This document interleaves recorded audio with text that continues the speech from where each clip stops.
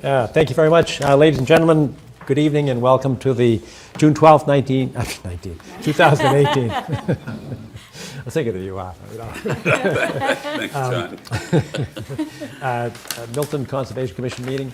The members of the commission are appointed by the Board of Selectmen from the town of Milton, and our duties and mandate is to enforce the wetlands regulations for the state as well as the Milton Town bylaw. As a matter of formality, two things. The first one is we have a recorder going here. We invite any kind of comment, question, whatever you'd like to say, come forward, use the microphone, and identify yourself, please. The second aspect of our formality is we introduce ourselves. Judith Darrell Kemp. I'm John Kiernan. Arthur Doyle. Ingrid Beatty. And Steve Ivas, agent. We're all set to go. Number one on the agenda is order of conditions to Ponset River. This is from DCR. Welcome. Thank you. Nancy Putnam, the ecologist at DCR. And I have with me Jessica Applin from Land Stewardship Incorporated. She's representing the contractor that we have working for us. Great. Do you want to come forward and use the mic too? Forward to, so you want us to use these mics here? Yes, please. Okay. So, we wanted to first tell you what we accomplished last fall. Okay. So we received our order of conditions last fall, and Jessica and her crew worked out along Burma Road, and I'll let you explain what you did out there. Sure. Just explain to our audience where Burma Road is. I know we call it that, but explain where that is, if you would, please. That's okay. You might know So, more yeah. geographic. Right. I don't live in Milton myself. So Burma Road is a sewer easement that's also a hiking trail on Department of Conservation and Recreation land. That has an easement for MWRA, and it extends south from the Neponset River Parkway into Fowl Meadow, which is also an area of critical environmental concern. So it's a very high priority for the agency as far as stewardship. And we have a huge invasive plant problem in Fowl Meadow that's been happening for a very long time. And we're trying to invest a little more funding and resources into trying to control the invasives in that area.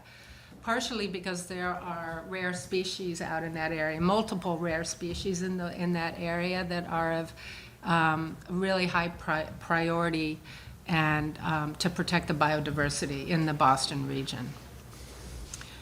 So last fall, Jess and her crew were out there. If you could explain how much time you spent out there and what you did? Sure. I believe it was 4 days in November, and we started at the Brush Hill Road parking area and worked down the entirety of the Burma Road Trail to the Canton line, working both sides, roughly 10 to 15 feet on each side. I'm doing a cut stem treatment on all large invasive woody shrubs and a lot of small stuff too. Yeah, so the majority of those shrubs, I think, were probably buckthorn, Yeah, as a lot I of recall. high density glossy buckthorn, multiflora rose, shrub honeysuckle, a little bit of oriental bittersweet. Yeah, Am I missing any? I think that was maybe 1 or 2 autumn olives. Yes, yes, So And all of them you're doing cut and paint? yes. that's right.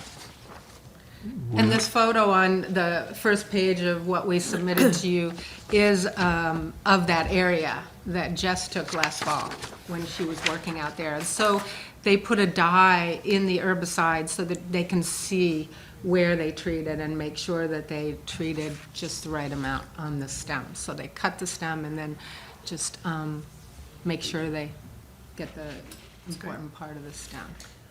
Was buckthorn on that list? Yes. Okay, thank you. Yeah, it was mostly glossy buckthorn, but there might have been both, common Yeah, buckthorn. there were a and- few yeah, common, yep. Yeah, Thank you. that's right. Sure. So, and then prior to land stewardship going out there, but after we received the order of conditions, 2 of the restoration ecologists from the Natural Heritage Program went out there and did treatments of the invasives that were in the same proximity as the most endangered rare plant out there that they're concerned about, which is being overtaken by invasives, by buckthorn and even mugwort. That was the limited area, or it was like an Yeah. acre or half an acre that you did? Well, less than that, what Heritage did. Right. I would say Heritage treated maybe 75 feet long by 10 feet wide. Okay. Yeah. But then, Land Stewardship did a much longer stretch, But again, only treating the invasives. So there are a lot of nice native shrubs out there as well. And actually, since they did the treatments last fall, I went out there last week with the botanist from Natural Heritage Endangered Species Program to monitor one of the rare plants out there. And we noticed that there's rusty willow out there, which is an invasive shrub that is something that a lot of people haven't treated yet. It's kind of newly on our radar. Yes. And so we missed it last year, but there are a few really big ones on Burma Road, one or two of which are falling right over the trail. And so I'm going to make sure to show those to Jess so that this spring we can cut and paint those, because Caro Frost at Natural Heritage is extremely concerned about them expanding. How close was your work to Kennedy Brook? Paul's Bridge? Parking lot, he's asking about with the It's parking. right Where where the the parking parking lot- lot is? Yes. Okay. Yeah. We didn't work very close to the parking lot. So there's a little clearing south of the parking lot that hasn't been mowed very often and now is getting full of mugwort that's growing really tall, which is a weed that's actually exotic and kind of taking over. And, but I think you stopped working before, south of that. Is that where you're parked, though, to work there? Yes, yeah, we parked at the top there. Yep. 'Cause In what the I'm- regular parking lot. I'm just interested in what is what have been your observations of Kennedy Brook, the banks in that area? I know you weren't working there. Right. But did you have a chance to take a look at it? It's the next thing on our list. It's Wow. all interconnected. Yeah, yeah. And I was just curious as to your take from an ecological perspective. Well, there seems to be a little bit of a footbridge there. Yes. Yeah.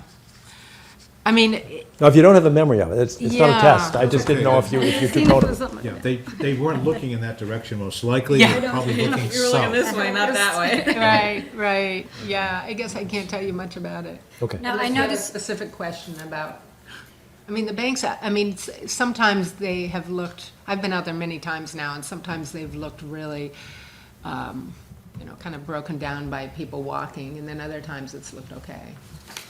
now, I noticed you don't mention the rare species, what exact plants Right. are being protected. Why is that? So the Natural Heritage Endangered Species Program is rather protective of the rare species data because there's a risk of collection of many rare species. Not all, but many. And so we don't like to advertise, we're not allowed to advertise rare species that are on project sites to the general public. It's Now- a secret. It's a secret. And that's just department policies? It's the Natural Heritage Endangered Species Program policy to protect that actual national. species. Natural Heritage, yeah, the state agency that's in Fish and Wildlife. Yes, so, We get the same thing from the Indian artifacts. Yes. Right, yes. They won't tell us where they are or what they are. right, Right. right. I mean, Or these, where this particular species that's being overtaken by the invasives is a very small plant. So, so it is not surprising that it's getting outcompeted by a lot of weeds. And I think, another thing that we need to do at DCR is to talk to the people that are mowing that easement and make sure that the timing of the mowing is appropriate so that the plant can go to seed, but that they don't stop mowing it altogether because, it does need to be mowed every year. So actually last year we had to stop them from mowing because we were treating the invasives at the time. So we had to put them off until after they were done treating the invasives. But to be honest, this particular invasive that is the target of what we've done so far, it doesn't look very unusual to the naked eye, so it's nothing really elaborate, but it just happens to be genetically incredibly unusual in New England. And so the Natural Heritage Endangered Species Program and New England Wildflower Society are concerned about it because, there are very few populations. They think this is the only population has this particular genetics, but there are some other varieties in Concord and other areas that may be similar. So, Interesting, yeah. Yeah. very interesting. So what about the loosestrife that used to be out there? It used to cover the fall landscape. Are you seeing any of that at this point? We came in purple. so late in the season. We didn't, I Yeah. have not noticed much, Uh-huh, very much loose stripe out. 5 years? Yeah, about 5 years, yeah. They You know, released the beetles and They did. they ate them all. Yeah, so my understanding of the beetle release for purple loosestrife is that it's been relatively successful. It's not 100%, but we haven't been prioritizing purple loosestrife for control because of the beetle, because it's kept it under control. So there are other problems out in this area, though, that are much bigger problems, like the mile a minute. This is the biggest population in the state of mile a minute on Foul Meadow. Wow. And it's supposedly between 25 and 35 acres. And so the Department of Ag Resources is extremely concerned about it, and in fact applied for a grant last year that DCR is participating in. We're providing a match of time and money to help. And it's a federal grant, and we just found out recently that she did get the grant. But because of the timing of, I think the paperwork's being processed now, so I'm not sure. I'm going to find out more tomorrow at a meeting that I'm going to about when we're going to start ramping up the mile a minute project. But the main focus of that will be to make a lot of progress on the mile a minute in Foul Meadow that's in Milton and in Canton. So, so we have included mile a minute in our work plan for this year, of what we hope to do this year. But the first thing that we're going to do for mile a minute is to have a volunteer day.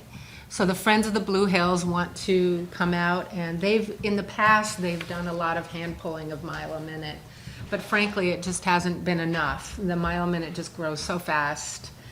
And also, I realized we needed permits, and so I said, we need to wait till we get permits, and so they're ready to go out there again, and with your approval, we would like to have a volunteer day on next week, on the 20th, that will be led by Jess and her crew. And I have a seasonal assistant, wetland scientist actually, who's a former conservation administrator who wants to assist in the hand pulling as well of the mile a minute out at Foul Meadow. And so it's essentially in the field, in the kind of the open field adjacent to the sewer easement. I don't know if you've seen it out there. I do have one photo on my phone if you're interested in looking at it. I would be interested. Okay. Yes, yeah. So are you asking for our approval today to have that volunteer?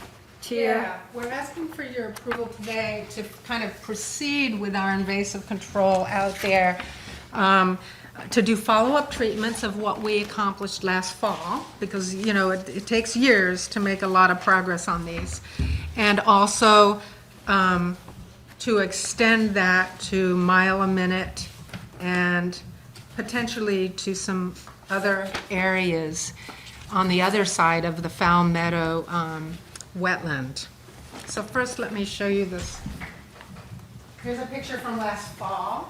So it was after the frost, so the mile a minute dies out really quickly after the okay. fall. So it's all that red vine. Crawls, I think that looks like it's over a dogwood. Well, it is, yeah, Yeah. it does. And,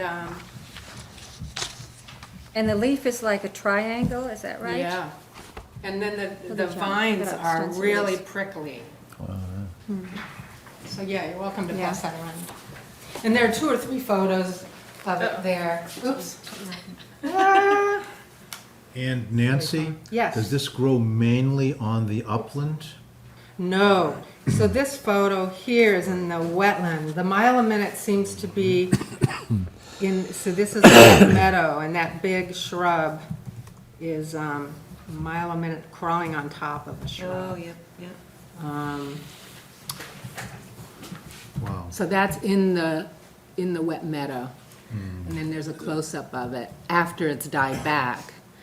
So I was just out there last week, and the mile a minute, that was still You dead. can't do that with paint, cut and paint, can you? No, so What do we, you do here? so we're gonna do we're gonna start by hand pulling, Wow. and then we'll see how far we get with the hand pulling, and it's gonna depend on how many people are with us, and whether we can do 1 day or 2 days. And then, the only other approach for this is foliar treatments, Right, because that's what I the thought. stems are so thin. So as part of this grant that we're getting from the feds, we would ultimately like to have our crews spend a few days doing foliar treatments on what we can't get with the, So it's not gonna be a large-scale spray, it's gonna be more focused, localized. Just localized. just on the leaves of the mile a minute. Yeah, yeah. That's correct. So here's a picture of Burma Road and what that looked like in the fall. Wait, would that be rodeo or something else? For mile a minute, triclopyr. Drug repair? Yep. Yep.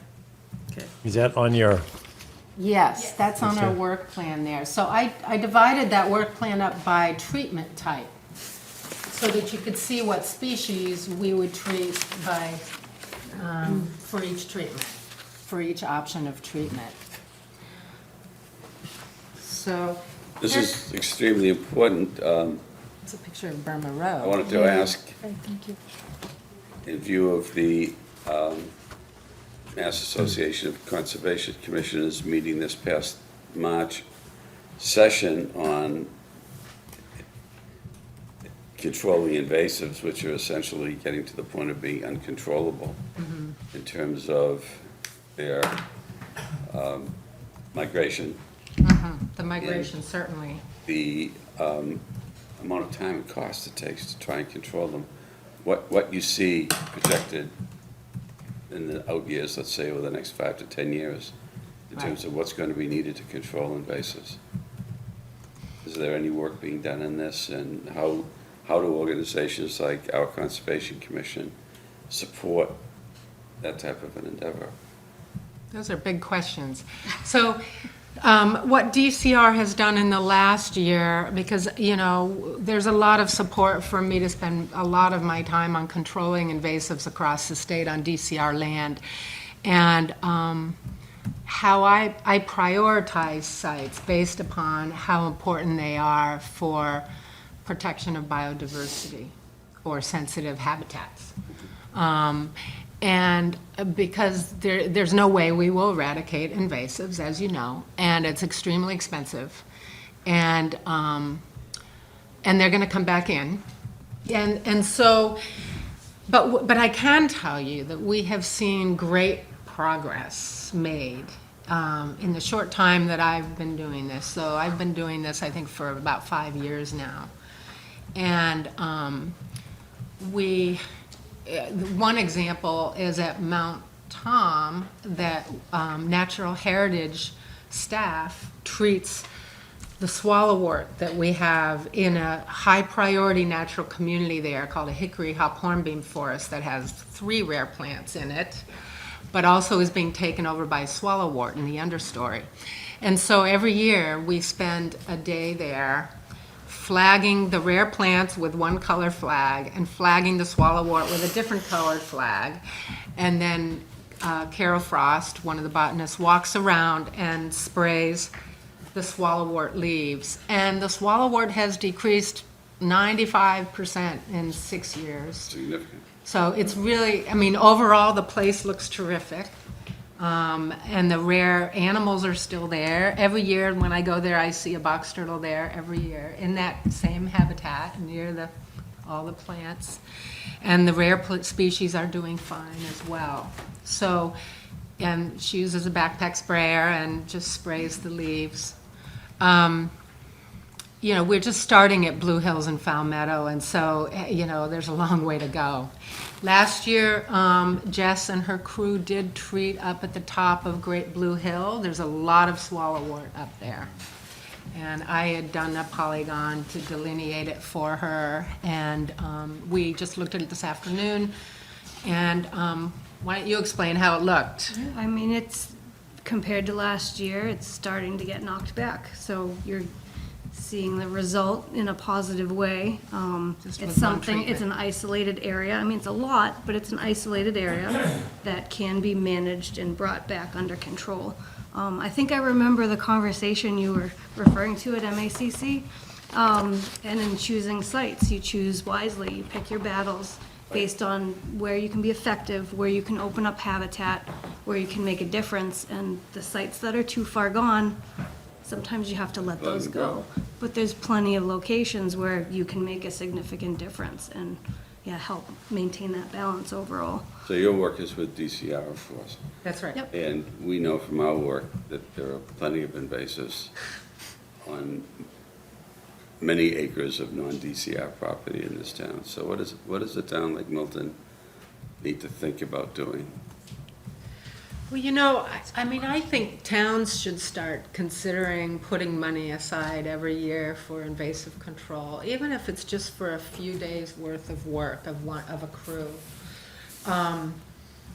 And doing this, similar kind of strategy of, is this area significant for habitat? And if it is, then, what can we do here? I mean, I remember there's that, I think it's Milton, or is it Canton, but I think it's Milton, where the Pine Tree Brook Restoration Project, where we came into you. And so I was hoping to be able to control a lot of that Phragmites across the road. And then Chris from DuPont had said, well, it's actually not on DCR land. I said, I can't do it. I just have so much we have to do on DCR land. It's not like we've got extra money floating around. So I threw it back at him, but we did control what was on our land associated with that project. And we'll do follow-up treatments too, as needed.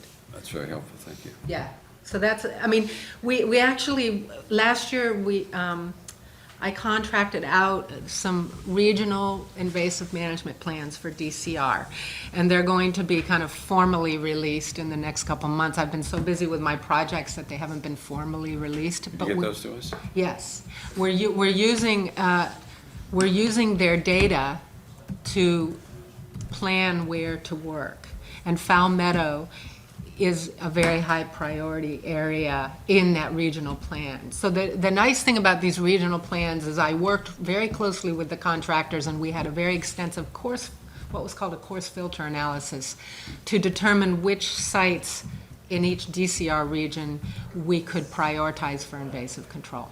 And Blue Hills and Fowl Meadow are included in that, and then Ponset. But a lot of parks are not.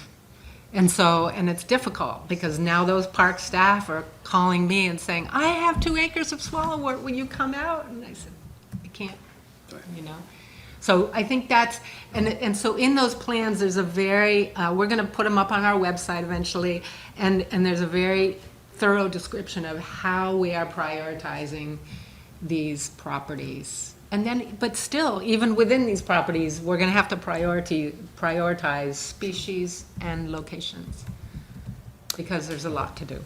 I have some specific questions for Yeah. you. I'm looking at the order conditions that we all signed September of 2017, and the special conditions 44 says spraying will not be allowed during phase 1. Is this still in phase 1? No, I would consider this phase 2, because we are, on our map that we gave you, we are showing a couple of additional areas.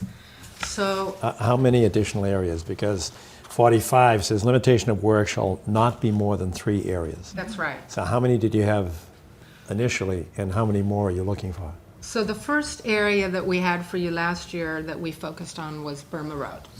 Okay, that's one. Yep, just the one. So this year, and I apologize that this map isn't more specific about what species are located where, But we've added on, there are some polygons on here that are in Fowl Meadow itself, and those are Phragmites over here, and on the other side of the Neponset, there's also some Phragmites and some mile a minute, obviously. Some of the circles are mile a minute as well. So we are hoping ultimately to start treating Phragmites there, and the Phragmites are in patches in the swamp.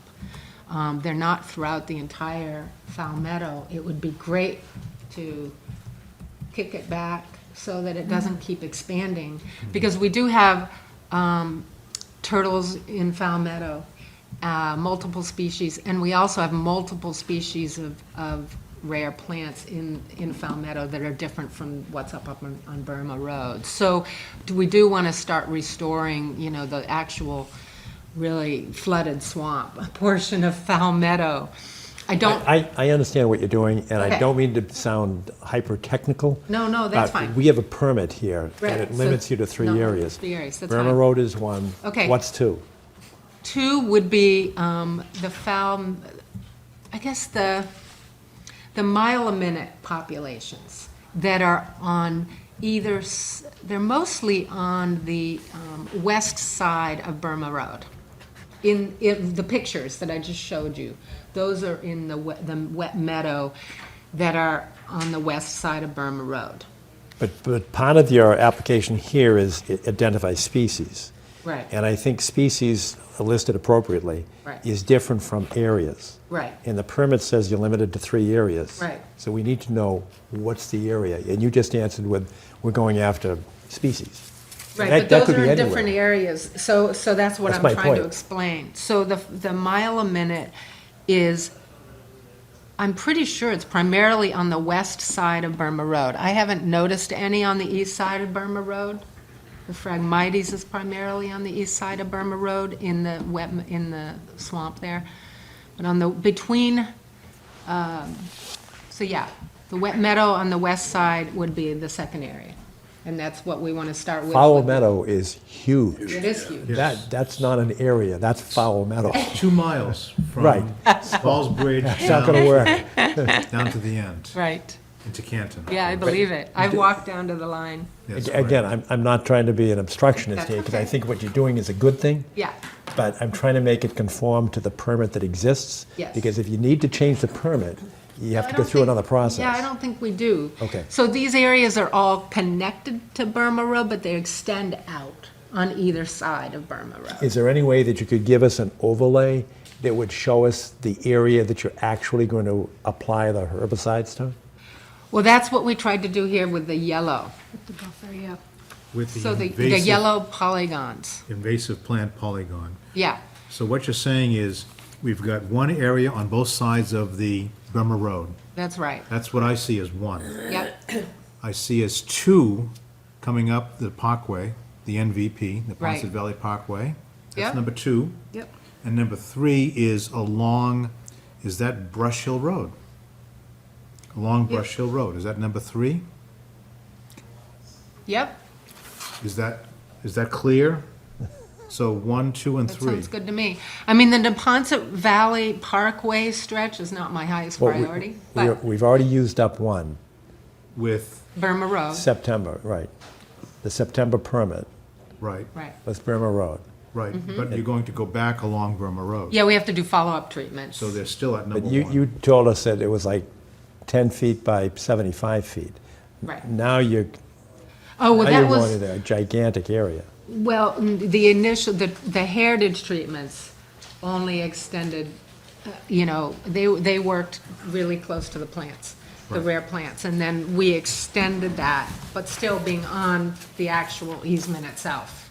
All right, we On we Burma can Road. work with you, but we need something specific, and you might even be able to Maybe a- circle or somehow Yeah. Maybe a better indicate. text description, perhaps, Okay, saying 1, 2, 3. what the areas, 3 areas are. Yeah, Okay, just so it's clear Yes. for the permit purposes. okay. Correct. And also, it says,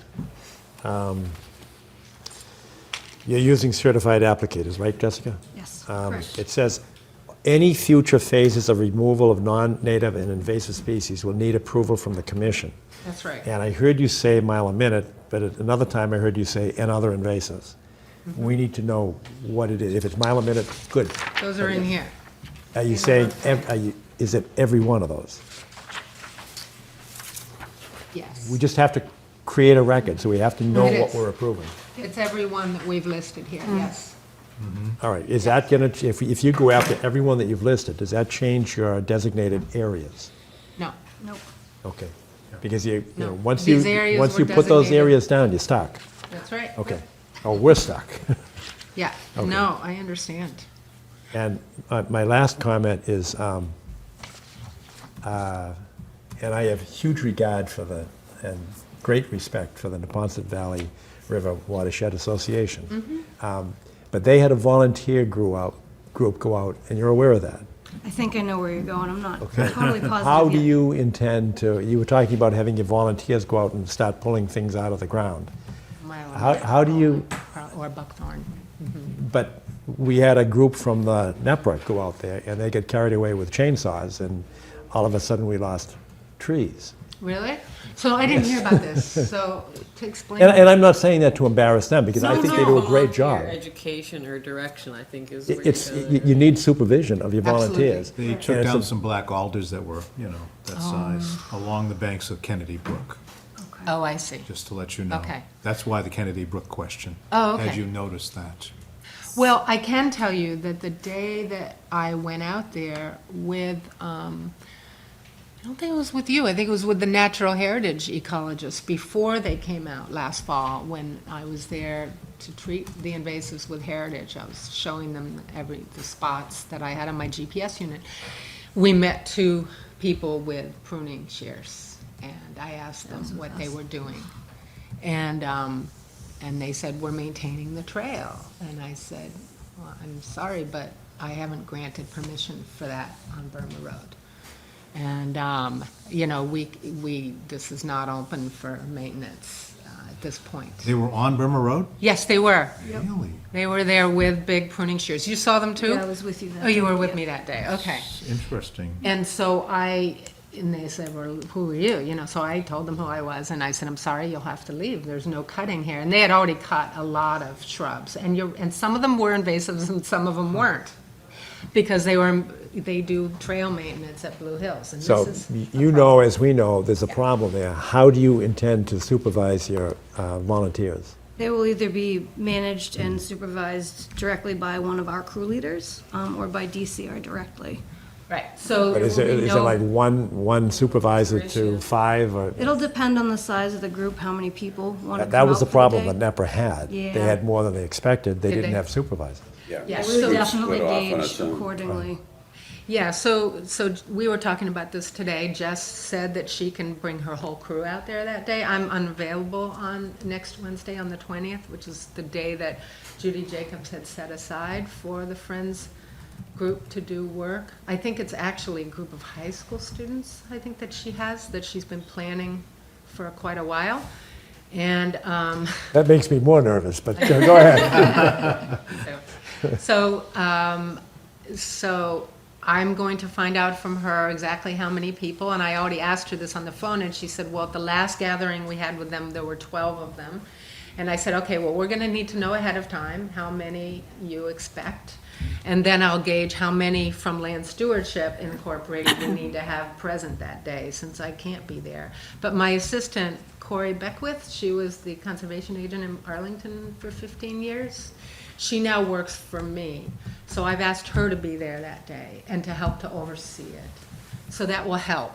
And I'll just make sure that it's a good ratio, of leaders to hand pullers. And I will also let Natural Heritage knows, and if they're concerned, I'm sure they will send a botanist. Okay. And so what do you So- consider a good ratio? 1 to X? Probably 1 to 8, maybe, for this. It should That be makes pretty sense. straightforward, yeah. Yeah. Yeah. And they'll be bagging the mile a minute and taking it out, taking it off site. Okay. Yeah. Yeah, 1/8 is good? Yeah, that seems fine. Okay, you get that, Steve? Yes, absolutely. There's All right, always thanks. the educational, Yeah. seminar in the beginning before anybody starts. Just wanted to anywhere. let you know that the guys with the pruning shears, they may have been out there for another purpose, Yeah? making a trail to another location where they might have had some plants in pots that I discovered back about 15 years Oh, ago yes. along the river. That tends to be common on state land. Yes, indeed. Could be, could be. It was, actually happened out there. It Oh, is. did it? Yeah. Yes, Yeah. I haven't noticed that since I've been on this site, but, fine. It happens. yeah, Okay. it does. All right, are there any other questions from Had to commissioners? let you know. Yeah, thanks. Members of the public that have a question or a comment to make? So it seems to be there's a consensus here, and Steve, I'll defer to your judgment as to how we designate these areas. But there should be some designation, because we've got a record. We can, Yeah, I we think can a create key, zones very Yeah, I easily. think Yes, just putting a and- key on there will help a Put a lot. key and then some numbers on the locations. Okay, Yeah. Would do fine. okay. So we can we can all identify it. Maybe another color, Yeah, something. that's right. It's pretty easy. I can have them Straightforward, yeah. work on We that can right have it away. tomorrow. Good, That would be great. All right. Yeah. great. And for the public's benefit, this is actually an extension of an existing permit, and the existing original permit does, we're ensured that there are certified applicators, and all of the herbicides being used have been approved by DEP. Yep, and and approved for EPA. wetlands. Right. All right, so with that, is there a motion to, we don't have to change it, or just because it contemplated that you would come back, our original That's right. permit contemplated you'd be back asking this. Yeah. So I think it just requires a vote to approve the amendments and revisions. The work plan, actually. The work The plan. work plan. That's perfect. Is there such a motion? So moved. Second? Second? Discussion? All in favor? Thanks. And will you submit that to Steve or to Kathy Bowen? Absolutely. The designated areas? We'll get it to you right away. Thank you. Thank you very much. Thank you very much. Steve, this email's okay. Yes, that's great. Perfect. Thanks. Thank you. Keep up the good work. Oh, appreciate it. We'll try. Never-ending battle. A second on the agenda is review of Neponset River Watershed Association, Kennedy Brook. Do we have anyone to address that? Ian Cook, who is the executive director of the Watershed Association, actually sent an email asking for our comments and indicated that he couldn't be here tonight. And I thought this gave us an opportunity, if we had any comments or questions or directions, that we could send back to him. And for the public's benefit, 2 Saturdays ago, we actually went out and inspected this area because of the difficulties that arose with lack of oversight of volunteers. Some overexuberance resulted in taking out some trees and shrubbery and things that were not invasive species in the area of Kennedy Brook. We've inspected it, and I don't know, Steve, can you give us your sense from the expert's perspective as to what the condition of the brook is now? Has it grown back? We asked for some replantings last year. It's growing back at a slower rate than I would have expected. I think that's probably a good summary. Some of those large clumps of speckled alder or river birch, you sometimes, Yes. not river birch, speckled alder, Ulmus rugosa, aren't growing back as fast as I had hoped, but they may just take a couple of years to come back. That's all. The other smaller plants are doing just fine. You know, the arrowwoods and things like that, they're doing fine. But the bigger plant wasn't. Well, the performance standard is for 2 growing seasons anyway, correct. so maybe we should just kick it out another growing Yes, that's season. exactly what I would recommend. And that's why the performance standard is there, for 2 seasons rather than just 1. All right. So are you in a position either to respond to Ian Cook or ask Kathy Bowen to respond to him I'd be happy and to say that we'd like to revisit the issue after the next growing season? Yes, I'd be happy to. Perfect. All right, good. Thank you very much. Number 3 on the agenda, amendment of order of conditions, Milton Woods, 175 Governor Stoughton Lane. And I will recuse myself, and for the members of the public, I have consistently recused myself from this issue since my law firm represents Pulte, not on this matter, but on other unrelated matters. And while you're away, Kathy gave me this for you to look at as well. Oh, good, okay, good, thanks.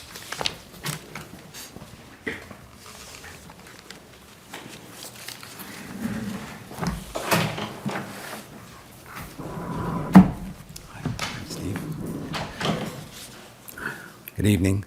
I'm Mike Rosati from the firm of Marchand Associates, representing Pulte Homes on the Milton Woods project.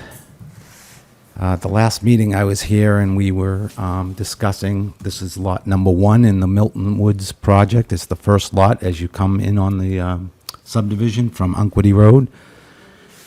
And the house that has been chosen by Pulte to build on this lot is slightly different than was on the original plan that was submitted to you in the notice of intent filing for the subdivision.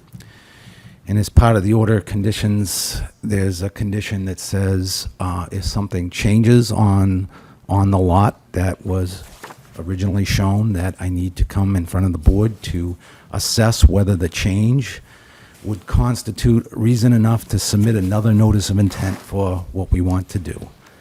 And at the last meeting, I suggested that the change was insignificant relative to that issue. And since that time, I was able to modify the plan so that it might be a little bit more palatable to the commission, in that the square footage of the house didn't change, but I moved it further away from the resource areas than I had shown in my previous plan. And that is shown in the sketch here, outlined in blue. And I don't know if you can make out the pink that's below it, but that was the previous location of the house. So you can see it slid to the right and a little bit, basically just to the right. Which would be to the south, is that correct? Yes, that's correct. Further away from the wetland, which is to the north. Right. I don't know if that's clear on that picture, where the edge of wetland is. I want to just trace it. We've got the wetland area here in the back of the lot, and we also have a finger that just wraps around, and a finger comes in and comes over here adjacent to the left side of the lot.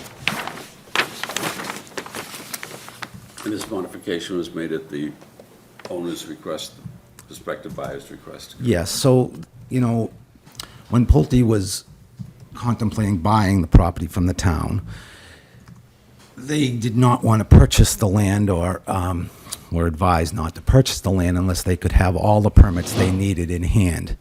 So at the time, when we were contemplating, just before we were buying it, Pulte had me produce plans that showed a typical house that they would produce. And unfortunately, it's not the only house that they produce. So that's why we're back. And I think we'll be doing this for most of the lots that are in the buffer zone going forward. Hopefully not, but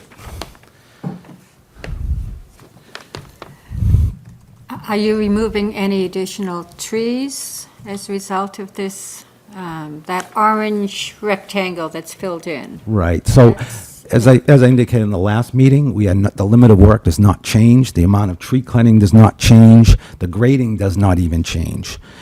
Basically, instead of backyard, I'm going to have a sun porch.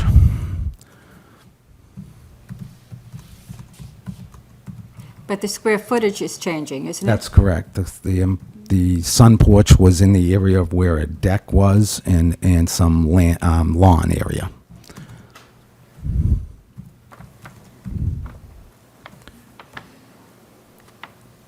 And relative to, there was some buffer planting that we needed to do for the subdivision. That has not changed also. That would be able to be accommodated with this proposal.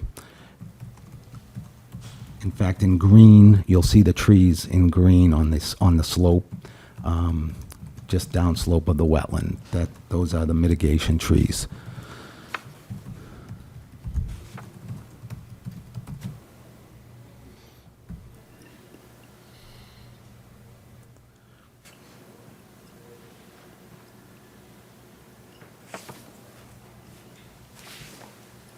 Well, what do you think, Arthur? I have no objection. I think this is fairly straightforward and would support making this accommodation. And Steve? what would And you- I agree that this is a minor modification and doesn't need to arise to the level of filing another notice of intent. Let's ask the public, does anyone in the audience have want to say something about this? This is at Milton Woods, the first house to be built. Hearing none. I agree as well. It seems like a minor modification. Want a So, motion to that effect? So moved then? Second. all in favor? Aye. Fine. You've got it. Thank you. Thank you very Thanks much. for coming in. Very much.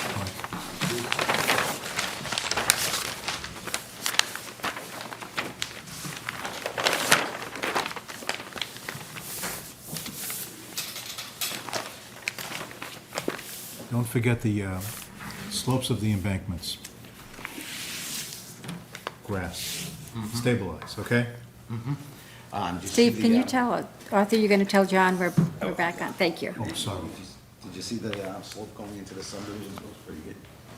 It's, today I looked at it, and there's a little bit on that slope, there's a little bit of sliding, the slope slid, this much, on the northern bottom. side. Yeah, very bottom. That's where the sidewalk's going, they never compact. Good. Okay, thank you. Yep, sorry, we had. Thank you. No, that's what we approved the last meeting. That's correct. You're talking about, yes, okay. Just a little detail, Very good. Nice to have your eyes out there, Steve. certainly. I was there today, I was able to get out there today and take a look. Good, good, good. So far, so good.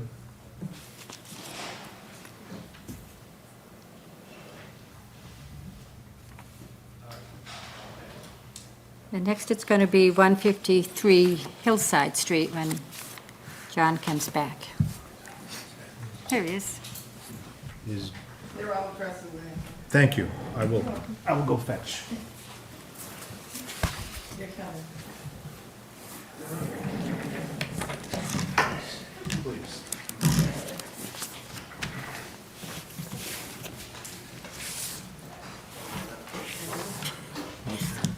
This is 153, this is next. Oh, yeah, This is the irony.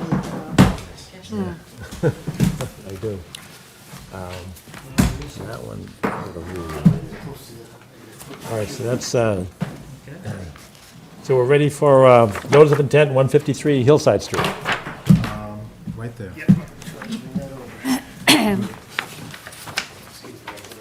Go to it.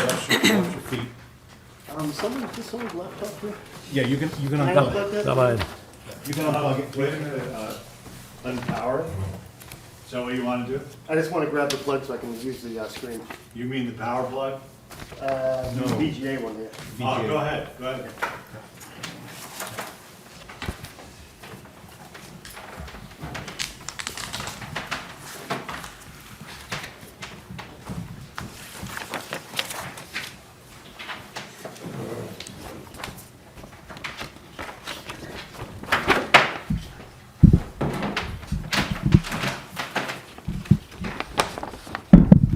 While they're setting up, what's your schedule look like? I suspect we've got a lot of wetland lines here. This is going to Lot. require a site walk. Yes. What's the schedule look like? I can do this Saturday, or the following one. Could you? I'm not in the area this Saturday, I'm sorry. Okay, and the next one? Yes, Okay, next one's good. Beds. Okay. 2 Saturdays? Mm-hmm. What's, yeah, just give me the date. Let me just check date, yeah. I can do this Saturday. I can do either one. Next Yeah, Saturday. It would be good if Steve was present with us. It would also be nice to have the flags up, because 90% of the flags are missing. Just to let you- I said that to Jeff earlier tonight, Okay. just to let you know. So either this Saturday, the 16th, or the following is the 23rd. Doesn't look good for me, the 23rd. We have to have Lenore. I can do either. I'm pretty flexible. Sorry I can't be there. Okay. I've got a big job out. in So you western say, part of the no, state. Ingrid, no I to can the do the 20? 16th, 23 does not look good for me. Which one can you do, Steve? The 23rd only, not the 16th. Sorry. It's okay. Arthur? Checking. Okay.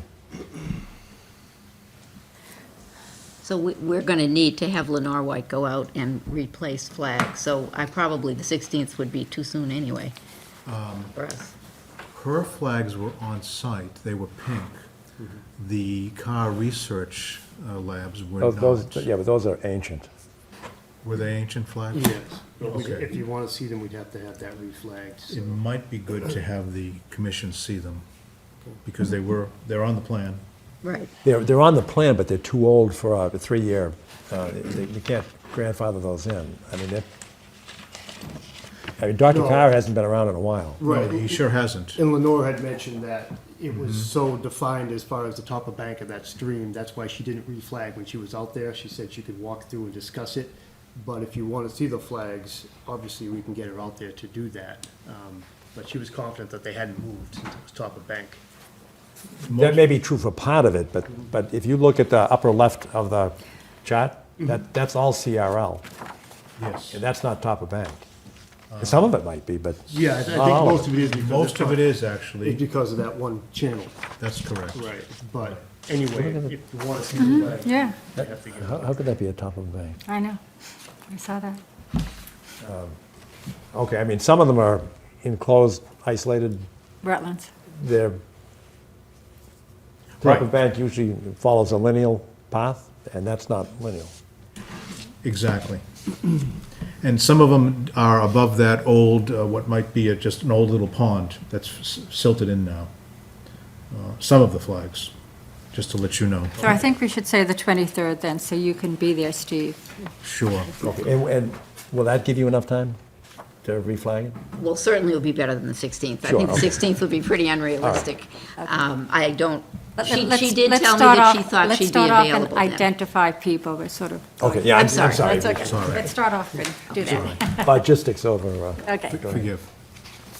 Welcome. I'm welcome. Nice to see everyone again. My name is Jeff Kane. I'm with LAL Engineering Group. I'm representing the Scottswood Preservation Trust as the engineer on this project.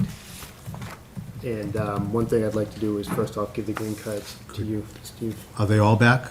I don't. I'll have to double check if they're all there or Okay. not. But I'll check the office tomorrow to make sure. If not, just send us the white card, the Okay, white that's fine. receipts, please.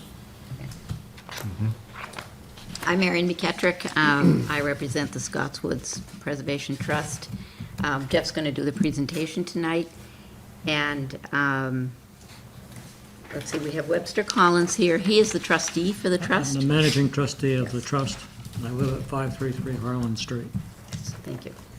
So we'll hear in case there are questions or there's things that we need to address. Can I ask, just initially, it's called the Preservation Trust. Is this a trust that's involved in preserving this property or other properties, Mr. What Collins? happened is we had a very serious problem in the town of Milton called Chapter 40B. 77 Chapter 40B units were going to be constructed in the neighborhood. It became necessary to buy and set aside a parcel of land that was a conflicting parcel of land in the whole thing. A group of neighbors, led by myself as managing trustee, put up the money to acquire the land. The agreements in settlement were that the land was going to be land banked until the development was completed at Wentworth Farms. The reason for appearing before everyone and starting the process of obtaining an approval for a site is simply so that 5 or 6 years from now, or whenever the property goes on the market, we will be able to prove that it's a buildable site. In other words, it's just very experienced ownership, being very cautious and careful. No plans for immediate development. It's all in accordance with our agreements with the Board of Selectmen and with the town of Milton. I appreciate what you said, and I understand what you just said. But if you're trying to preserve a buildable lot, that's easy. You've got a lot here that's A, very large, and B, right on a 25-foot non-disturbed zone. I mean, it's touching it in a couple of areas. If you're simply trying to preserve it as a saleable lot, then why do you need a house that big to ask us to permit? Because that's the market in Scott's Woods. All you have to do is drive down Harlan Street and see the construction that is going on today. As a matter of fact, that would be a small house in comparison with what's going on in the marketplace. Understood. Okay, go ahead.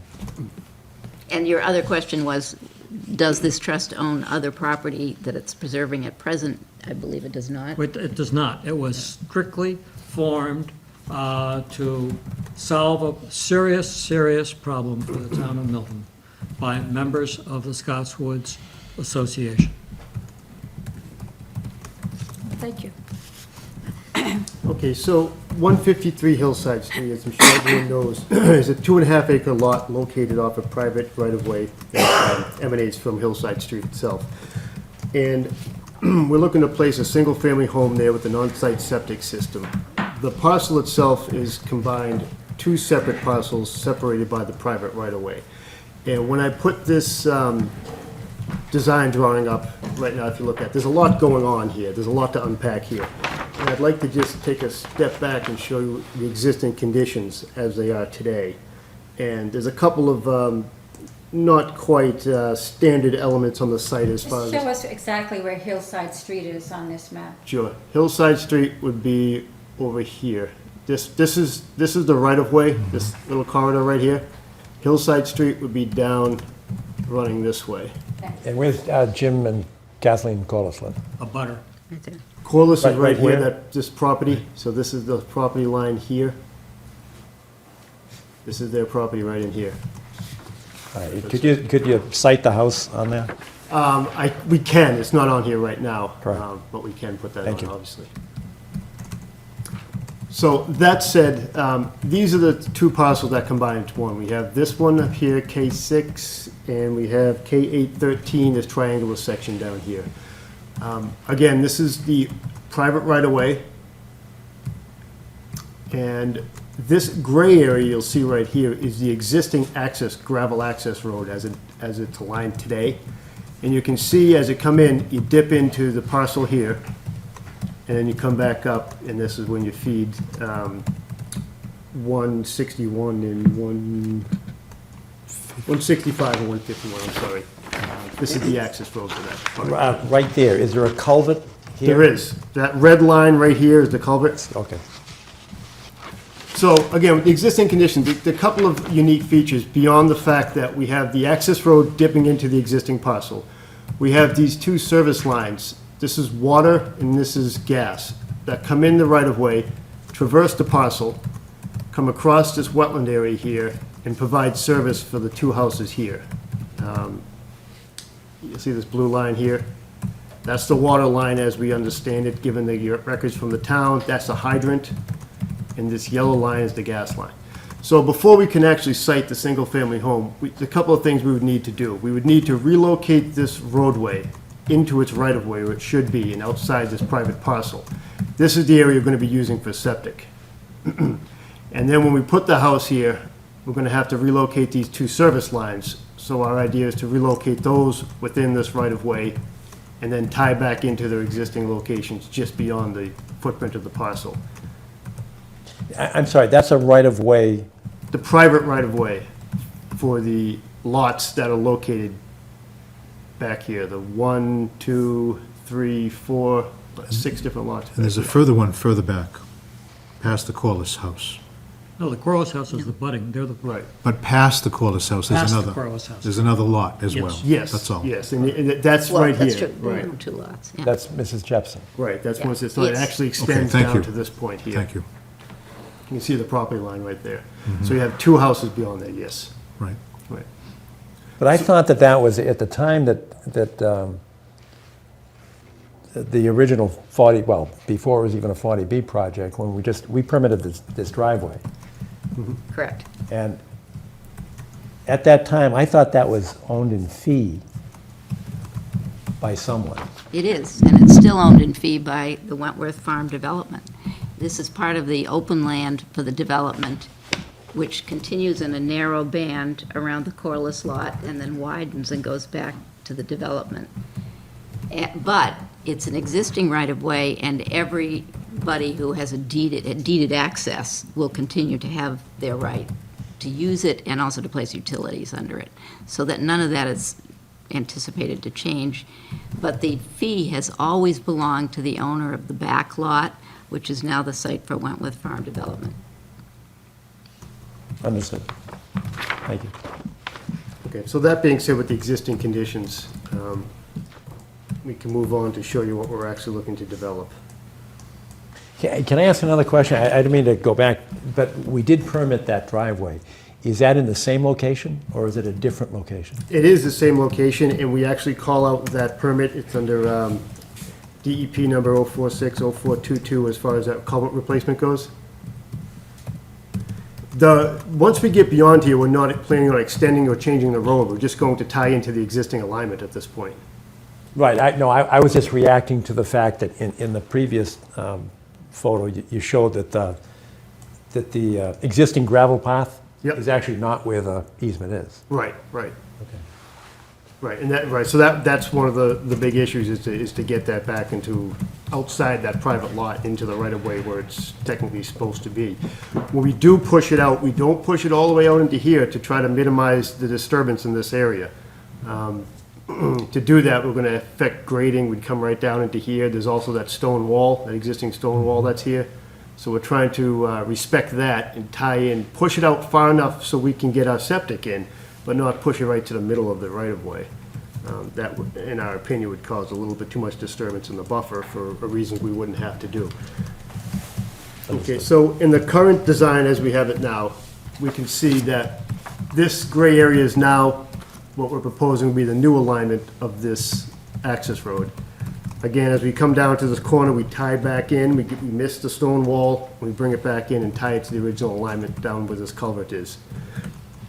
In that regard, we can actually put the septic in, now that we push this over. Again, you'll see the yellow and blue is now the water lines. Here's where they used to go. We're tying them in, putting them in the right-of-way. Again, missing the stone wall, and bringing them across this culvert. That's again why we have to replace this culvert. We're gonna have to bring the utilities in to tie into their existing locations here. And by doing that, we can free up this area for the development of the house.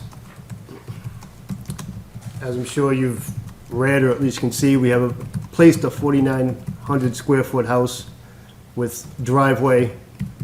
We've got some walls to limit the grading. Yes, the grading does go up to the 25, but it is doable. We do have the erosion controls that would keep anything going from beyond that. Oh, can you hold on a minute?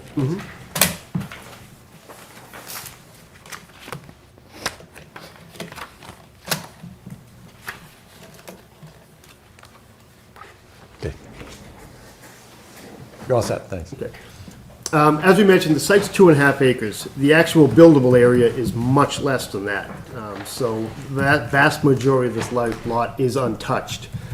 We did go back, and I think it was December to reflag this, or November. It was actually November. It was still warm out at the time.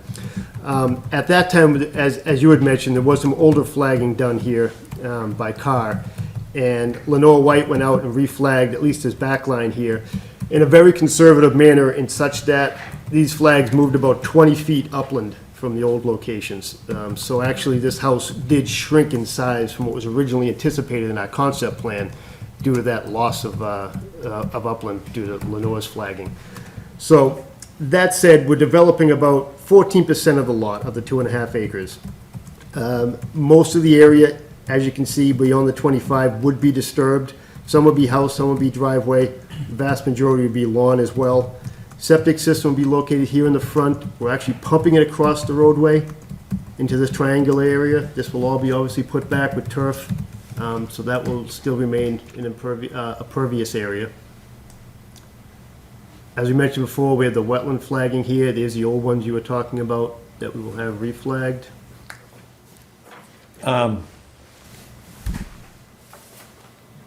Actually, that's not the ones that I was referring to.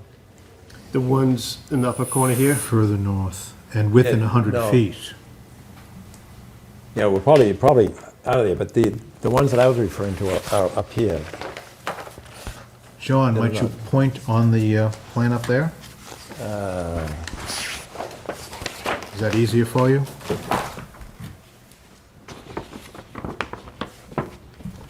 This is, I'm up in this area here. And that, when I said it's not lineal, I was looking at, these are all car flags here. Oh, yeah, yeah. That's what I was talking about. I wasn't talking about the, Now, I will say, obviously, these top of bank ones down here are gonna be the controlling 100-foot as compared to anything that happens up here. These are our flags here, the new ones that go the back line here. And then what Lenore had mentioned, that these top of bank ones aren't going anywhere, that top of bank hasn't changed. So these 100-foot and this 100-foot combined are gonna give you the most restrictive buffer zone. The ones back here, 100-foot from there, will probably just be back in here. So what I'm saying, to reflag these, you're not gonna change anything on this plan as far as buffer zones or 25-foot setbacks go.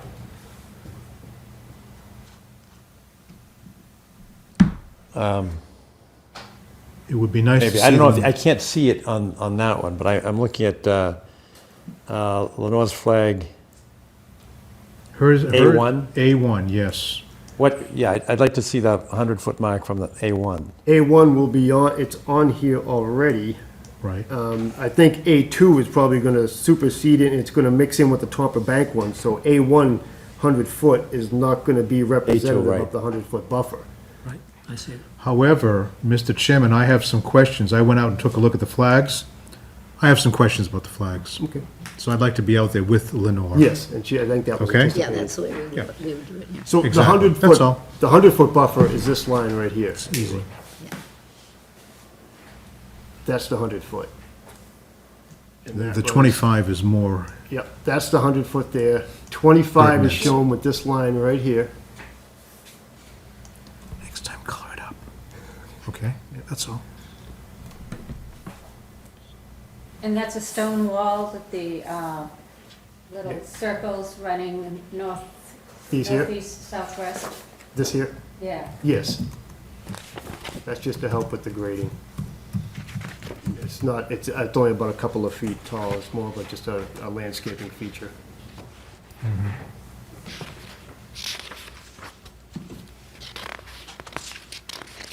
But that said, we do infiltrate the half-inch of runoff from the roof. We do obviously have erosion controls planned for the perimeter of the 25-foot no disturb. We are planning on revegetating all disturbed areas and replacing the culvert, we're providing a new hydrant, which is actually a good safety feature. I don't know if you folks remember what that hydrant looks like, the one that's out there now. Just finding it's a difficult endeavor. But that's a benefit from this project. You will get a new hydrant, new water service coming in. The town's not even sure how that water service runs out there, so again, this would help out these folks, believe it or not, to have a water line they'd actually be able to find. Is the water line going to be replaced from Hillside Street? in? Not from Hillside, just from Okay. here. Just from the at lot the line? Right, in the right of way. It was replaced relatively recently. was, Coming in from Hill, there was a break in the water line, and I'm not sure exactly how many years ago, but the water department remembers that. So they know where the water line is to the point where they ended that replacement. But then it goes back into the lot. That's the really old part of the water line. That's what we'll be relocating into the right-of-way. Okay. So this parcel is just south of Wentworth Farm Development. It's contiguous to it, isn't it? Part of it. Just, Um, no, it No, touches there's the open open land, space. there's development open land, borders Wentworth Farm, so I don't think it's actually contiguous. Okay. And It's Wentworth east. Farm, the entrance is from Ford Ranch Road. Right. Right. Do they still need that back access, the easement that we were talking about? No, they're not, they not having, the residents at Wentworth Farm Road will not have a right to use. But is it still a fire access? No, it's not a fire access, it's at most pedestrian access. But they will not have a right to use it, make vehicular use of it, and it has not been preserved as a fire access to Wentworth Farm Road. Of course, it's fire access to the lots that are at the end of the right-of-way. Right. And there's no change in use or proposed with any of this work. It's literally moving that access road out. There's no changes in, obviously, ownership or use or who can use or anything like that. Right, but one of the, and we've seen so many plans for this whole site, and at one time, they were talking about the fire department was very interested in the size of that driveway and whether or not there'd be a cul-de-sac to turn a truck around or not. Right. So we spent a lot of time on the width of that easement Yes. and driveway and all. Okay. As it stands currently, we're proposing to put it back in kind as it is today, to meet up with both sides. We've been in touch with the building inspector. No one has mentioned anything about making that wider or providing any type of special turnaround. I know once you get past into this right-of-way here, you do have the ability to turn around a truck. You have to actually have a T area that you could actually make that turn if someone had to show it on a plan, but we have not been asked to actually delineate that or prove it can happen, Okay. so. When you go back into the site, you'll see that just beyond this lot, it's fairly open, so a fire truck actually, if it had to, could maneuver. I guess that's, I don't know that one's ever been in there, but if it has, that's how it would have been able to Right. maneuver. On the, let me see, that would be the westerly Closer side. to the, Right? yes, Once you closer get to the here, Jepson lot. right down here in the corner, Corliss. this Exactly. all opens up, right? Yes, it's an open field Right. right Yes. now, or an open meadow. And you also have these folks' driveway here, so there's actually a paved or a hard pack at least surface that you could traverse if necessary. Yes. And how many acres is this altogether? 2.5 acres total combined with the two lots on either side of the road. Obviously, the larger lot and this triangular piece here. On page 2 of your narrative, there is a second full paragraph beginning roadway alignment. And 3 lines from the bottom of that paragraph, it says the work will result in a minor area Yes. of the 25-foot non-disturbed zone, temporarily disturbed. Minor area, is that the 1,600 feet that you're talking Yes. about? in Yes, and that is It right. should state that, because I see the numbers listed out separately. So there's 1,600 square feet of disturbance within the 25-foot non-disturbance zone. Right. And why is that not an adverse impact? Sure, let me show, this is the area, again, we're talking up here. This involves tying in the existing utilities to the new service line. This area that we'd be actually opening up temporarily for trenching is currently just turf right now. It's previously disturbed area. It's not naturally occurring buffer, it's lawn. The other area that's in the 25 is down here, it's a gravel roadway. Again, this is obviously previously disturbed, there's no benefit to the wetland to have a gravel area next to it. So all the work we'd be doing is simply opening, trenching, and putting back in kind a previously disturbed area. We're not asking for any new disturbances in the 25. That's why we're trying to minimize what we're really doing. The 1,600 feet represents the temporary trenching for those two utility services, and that's all. In the properties and qualities, and I'm concerned with runoff because at one point in here, I think you said you're going to capture 50% of the roof downspouts will direct a dry well size to capture 1/2 of the runoff. That's the treatment volume for Mass DEP stormwater policy. So where's the rest of it go? The rest of it, as typically will go on the site, similar to what it does today. If you look at the runoff on that type of forested floor, as opposed to the lawn that we would put back, the CN or the runoff number would be very similar. Now, obviously, the stormwater policy doesn't involve single-family homes, but that's one of the things that we do when we add that half-inch stormwater volume capture is kind of above and beyond what we need to do as far as that policy goes. Any other runoff is going to be runoff coming over a lawn, which is typical of a single-family home. And as I mentioned, the runoff curve as compared to that type of forested floor is very similar. Again, we you've don't have a got- lot of understory vegetation there. And your runoff is what, 9,000 square feet of impervious? Yes, that would probably, yes. And you've already got, it says frequency of ponding occasional, and you're adding 9,000 square feet of impervious surface. What's that going to do to the ponding? And I just, What- to put this in context, And when you're talking ponding, what are you referring to on the soils? yes. That's a general statement of that type of soil. As you can see with this slope, ponding is really not an issue here. You're going to have a runoff more so than ponding. One of the reasons that I point to that is, and the reason that I wanted the home to be designated on your site plan is because, and I acknowledge it's in back of the Corliss home or the Cleary home. When we were out there on a number of occasions, Mrs. Jepson's son, is it Peter? I think so. Mr. Jepson. He actually came out with photos and showed a history of flooding. Now, it's not, I acknowledge you, it's not here. It's back in that direction there, but I don't know how close that is, and I don't know if we can find those photographs, but I know we took them. Wait, someplace out in this direction here is? Yes, correct, yeah, that's correct. And it didn't look it, I mean, looking at the elevation, because we were all standing there, we had a public hearing there. And it was odd. But he said, here are the photographs. So when I saw the occasional ponding. Very and then- surprising too, because of the slope of that intermittent stream that's running the property line. That's pretty well defined, and it's a Yes, decent slope yes, running it on it. is. So you're saying there's ponding over here, I mean, you could It's on say. the other side of the house, so I acknowledge that it wouldn't fit on your screen there. Right. It's further away than that. In but this it seemed to area- be up gradient. This area here, it flattens out between the lots. Once you come out of here and you're on the roadway, it really kind of flattens out here. There's a bit of a swale that runs along the side of this roadway. And this roadway could potentially be, in essence, a bit of a dam for any runoff that's coming this way. Okay. Now, one of the things that you'll see is that to even find this culvert out here, I'm not sure what shape it's in. And I know it was always tended to be replaced anyway, so I'm not sure if that ponding could be a ponding and an overtopping of that area due to this being blocked. But again, if you go out there and you see the slope of that stream and the depth of it, actually, I'm very surprised. I don't think it's any issue with water coming across here, put it that way. It's a pretty well-defined stream with a decent slope on it, so. I will agree with that. It is. It's pretty well defined.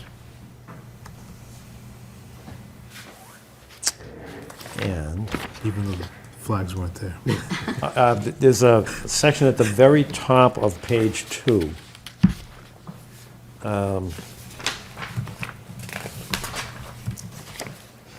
You're talking about, well,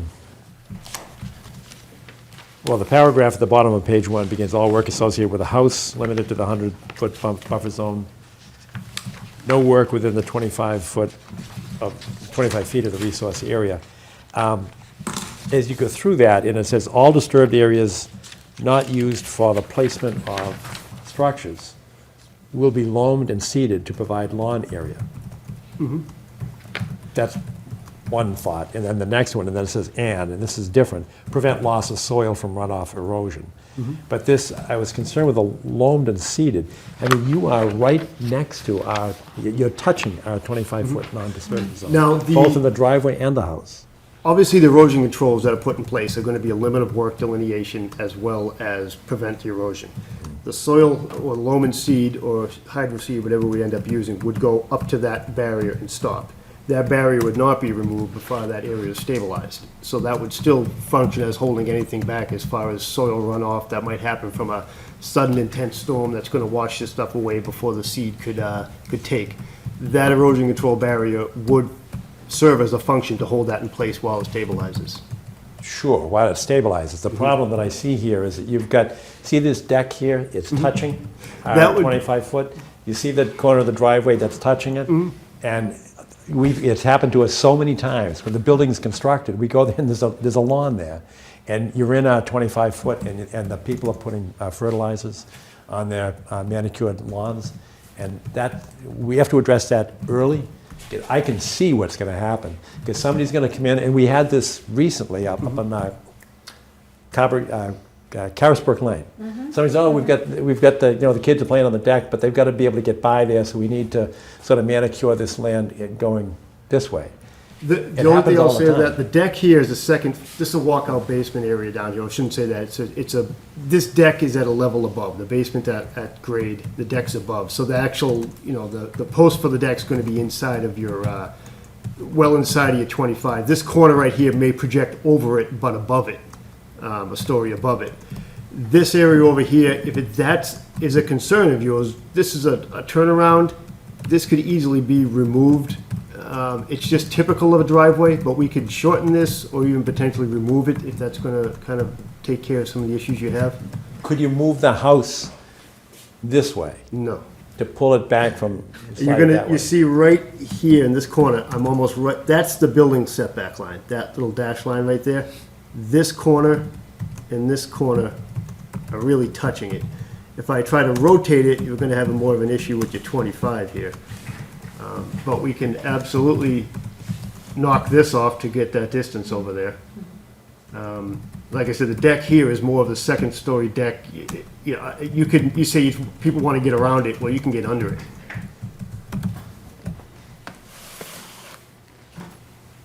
Mr. Chairman, a great place to put a couple of conservation posts, right at the edge. Because there's a tendency of the homeowners to encroach. I completely agree, I understand, I've seen the same issue. What's the setback that makes that not happen? What's the magic number? You know, I mean, people want to do it, they want to do it. If the people are going to try to encroach to make their backyard bigger, sometimes 30 feet doesn't help because they want a 60-foot backyard, you know? So I'm not sure what the magic number is that prevents that from happening. Right, but you've got a 0 there. You're touching the 25-foot. With what? Just the. Post? No, well, it's off, it's not right You've on even it. got an overhang. Well, the overhang's different, yeah, I mean, that's, but the actual That's getting structure, the that's getting pretty structure is close. beyond it. The structure's inboard of it. I mean, I see your concern with the driveway, I understand what you're saying. That's gonna have the fastest runoff potential, that's gonna have the fastest scouring or rivulet potential right here. So knocking this off, I can absolutely see the benefit in that. I mean, and the overhang isn't nothing. I mean, people are standing there on a deck and they're, you know, drinking coffee or whatever, and they spill it, and they're over, and they're in the 25-foot, or something worse than coffee is, you know, coming onto the area, so that's not nothing. No, again, I would say the 25 is the no disturb that you guys have set for us. We're not trying to purposely push the limit here. We have a very small area of development, and as was mentioned, this house needs to be a certain size, beyond just for what standards expected out here. As we went through with all this work to make this happen, this house has to pay for itself as far as all this site work. This is atypical of a single-family home, you know, relocating gravel driveways, relocating services, replacing culverts. It's a little above and beyond, so there's more to this that has to happen You as know, well. someone could play devil's advocate, just because all the other houses, you know, are 5,000 square foot. There Mm-hmm. might be people who are looking for a smaller house. True, You know? but the price of a smaller house is I gonna be would just reflected in the square footage. And as I said, there is other things to pay for it here. But again, I understand what you're saying. As far as the 25-foot in this area, I mean, it's a tough one because like I said, I've seen people encroach before. And I don't think 10 feet, 20 feet is gonna help if they wanna do that. We tried to respect that, we tried to meet the performance standards that you've spelled out, including meeting that 25-foot. And we're willing to absolutely, like I said, get rid of some of these problematic areas here. Is there something we can do with this deck? Potentially. I mean, maybe we take a walk out, we wait till after the site walk and make sure this is the actual 25-foot before we look into that. We could get rid of the deck, that'd be one thing. Again, the deck, being the aerial structure, it's, you know, again, if you look at DEP, they don't even consider a deck an impervious surface. I mean, it's not on the ground. An overhang, that's a corner of the deck that might overhang the 25, well, you know, is it now a 26-foot setback? Is that what you're saying? Well, we're gonna have to take a look anyway, so. It would be good to have the deck and the house back line. I'm sorry, I don't know which compass direction. Is that, that's east, right? Let's see, which way? North is straight up. Okay, very good. So the northern side of the house, be great to have it staked out in the field when we go Yeah, out we there. would expect to Okay. stake out the house corners. Yep, Yep, yep. that'd be very helpful. And the deck. Be very helpful in the field, so people can visualize.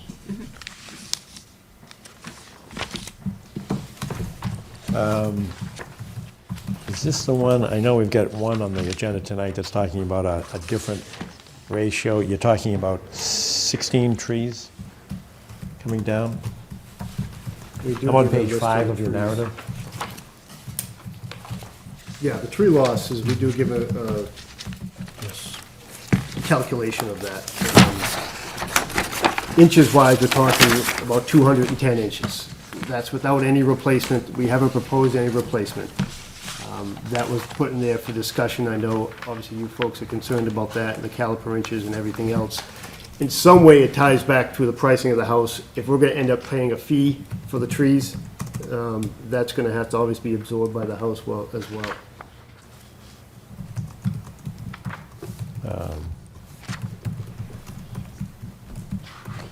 All right, any other questions from commissioners? Nope. Are there any abutters or members of the public that would like to ask a question or make a comment? Please come forward and introduce yourself. And use a mic if you would, please.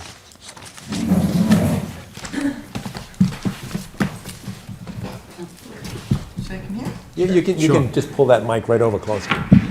That's great, thanks. I'm Jan Jepson, I live at 165 Hillside Street, and the question is the movement of that easement. Yes. So I don't really know how much time that would take to relocate utility lines, so that would be my major question. In terms of, obviously, 6 of us use that easement. So how does that impact us in terms of being able to access our homes? And Mary mentioned the same thing. Typically, when you're doing a roadway relocation like this and a utility relocation, all the work is done beyond the actual area first, and the actual tie-ins are made at the very end. You can build right up to that gravel roadway and beyond it while you're doing the relocation. You folks could still be using that roadway. And at the very end, it could honestly take, you're talking about just pushing a little dirt, compacting it, and you're up and running. That's a really quick process. You can have those go concurrent. As far as the utilities go, water service are done with wet taps, they call them, which means the water line is not shut down. At a certain point when we were tying into that water service, the town would probably be making that connection. There would be a disruption of service. When I say disruption, I'll say maybe an hour, Yeah. something like that.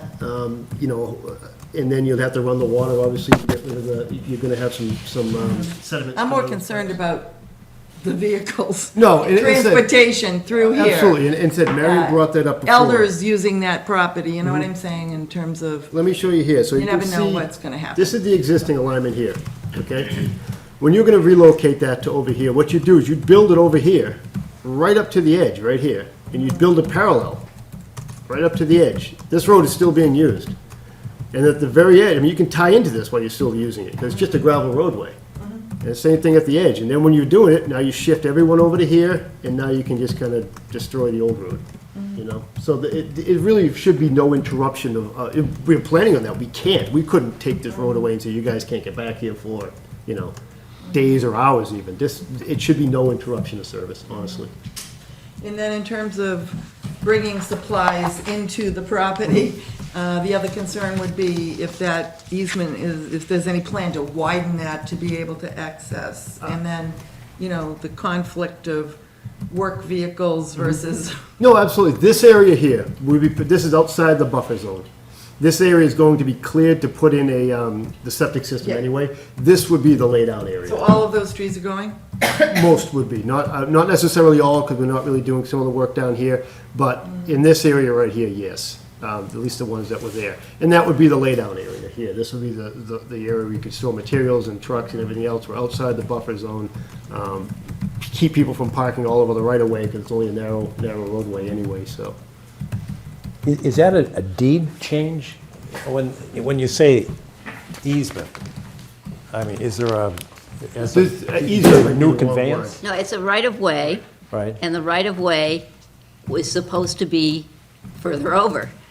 What's happened is It's supposed to be what? it's supposed to be where it's going to be. In here. The Oh, okay. proposed location is the right-of-way on all the plans and all the deeds and all the deed descriptions, but over the years, this gravel pathway has been used as the pathway. And it is not in the easement. Some of it is not. So these are all trees going? Yes, those are part of the trees that are in that count. Again, we come back here, see that stone wall here? We tie in the same alignment really over here. We're not trying to cut across this corner. So if I show you So it'll be relocated where it should be, it's shifted over, okay. Just shift it over and we don't even put it into the center. Again, that's why I mentioned in the beginning, if we push it all the way to the center, there'd be more disturbance in the buffer zone. We'd probably end up taking out the stone walls. There'd be more trees, more grading. We're pushing over just far enough so we can get the septic system in. As you can see, we're still encroaching on this lot. But we're just pushing it over far enough so we can get this system in and get the roadway in there. And the Weinsteins weren't able to come tonight, but I'm just curious, because I cannot see. What is how close is the house to their property line? To their property To line. their property line? Sure, it's, I can show you. Here's their property line here. Yes. Here's the Pretty close. Right, the setback, the corner's at the minimum setback distance, which I believe is 20 feet or so. So to that property line. Isn't that 16 feet? They're just showing, there's 16, and it's 15 feet is the minimum setback, I'm sorry. Yeah, I'm sorry, 16, so 16, not 20. Okay. And that's just the corner right here. I think their house is Their house further to the is right. here, right, Yeah, exactly. yeah. So it's not like it's gonna You can branch see it in the out. plot plan, it's quite a Yep. ways away from Yep. the boundary line. And all I would just say is do not underestimate the amount of water that comes down into the area. I've seen the pictures, I've taken pictures. You could ride kayaks down the rivers that get created because all the water comes down from the Blue Hills. It's not just, it's all the developments above us, and it is mind-boggling. So please do not underestimate. And where is this you're talking about? You say, like- 165 Hillside no, but where Street. do you see, you're saying it's kind of like a Oh, torrent? right down between Harlan Street and our property, coming down from the property that, one of the properties that Thayer Nurseries owns. I think it's beside 203. Relevant to It this just lot? pours down. Okay, so where would that be relevant to this? Can you Nothing to It is, relate to this. further up this? it is in the open field you folks were talking Okay, about. yeah. There, but it all goes down, Southwesterly is really where it is. Yes. down, you were calling it a culvert, I guess, Yeah, down yeah, here, yeah. to the pond down at the bottom of the Corlises. It all pours, it just fills in the field, Okay. and it pours down that, Right. right along the stone wall, So that's, on the edge of that piece of property. okay, so that, and going back to what you were concerned about the flooding, it sounds like it's more of an issue with the development upstream that's tying in along here. Well, I think it's both, because were the Clarys there before the Corlises? The Clearys. Who is the No, Cleary? Not Clearys. Somebody used to skate on that pond. Oh, yeah, well, Does it ever there's been freeze it in the winter? several There were a owners number there, of owners before. before the Corlises. Clearys weren't there, no, Okay. so. But my only point is, did someone skate there? In the winter I think time? the Corlises did, but I wouldn't swear to it. But also that brook, so I'm guessing that water from here is going to go down into the brook on Ford Ranch Road. Yes. And that has overflowed. I mean, I've seen that. It's overflowed onto Hillside Street. So it's just, whenever you put up a house, it displaces water. You would mention that, so, anyway, just saying. We could add some of those infiltration areas for the roof drains too, to try to increase that from the half-inch stone. We'll try to find some more locations on the site to add those in. Okay. See, and I heard I heard your web when you said about the pricing, but 4,900 is an awful lot if you're putting it that close. I mean, if it could be centered more, I don't have a problem with a 5,000 square foot house. But when you're really encroaching and you add the driveway here, that's 9,000 feet. That's a lot of impervious surface. The water's going somewhere, and you've only accounted for half of it. It's gonna go downhill. Right. Well, not half. I mean, a half-inch of rain is not nothing over that area. I mean, we do try to capture that, and we can add more to it. But that's what I didn't say that. You said that. Which part? That you're capturing half of it. No, half an inch of runoff. Oh, no, I understand that, but it says roof downspouts will be directed to dry wells, sized to capture 1/2 the runoff. And that's a concern, because you've got another 50% of the runoff from 9,000 square feet. And I know the 9,000 is more than just the roof, because it includes the driveway, but that water's going somewhere. So there are two things to do. Tell us where it's gonna go, get some kind of Caltech chambers or something, or shrink the house. And shrinking the house, and at Shrink some the point. house, we'll lose money. But if you shrink it by, I know, put your 500 hands up, feet. but it's true. That's an economic model. Right, and we're not oblivious to the economics. But when you're taking that many trees out and you're that close to our 25-foot non-disturbance zone, it's getting to feel a little uncomfortable from the environmental perspective. There is no way we can account for all the runoff on the site by putting in detention structures. That's just, and again, that's. I know. Right, That's why I said you could but shrink the But house, that's too. typical of any single-family home. And that's why when you look at DEP stormwater policy, they exempt single-family homes from that happening. They know single-family homes may potentially allow more runoff. That's what's going to happen. But they don't pigeonhole those into making them meet pre- and post-development standards that they do in a subdivision. So they specifically exempt single-family homes from that. So when we look at this But and we say- don't. I mean, we have to look at the general picture of where's the water going? Is it going into somebody's basement that lives next door to you? And we've had that. We've had swimming pools go in, like a bathtub, and all of a sudden the water squirts out to the side, and the next door neighbor says, hey, I've got a foot of water in my basement. Where'd that come from? So we're not, it's not prohibited, Right. but it's a factor that we have to consider. And I What don't do- know where the water's going, because it might be going to the neighbors. So what are you asking for in this regard, then? Some kind of runoff calculations, so we can figure out where is the water going to go. So you're asking it to meet the stormwater standards as far as pre- and post-development? We want to know where the water's going. I understand the exemption, I get that. Yep.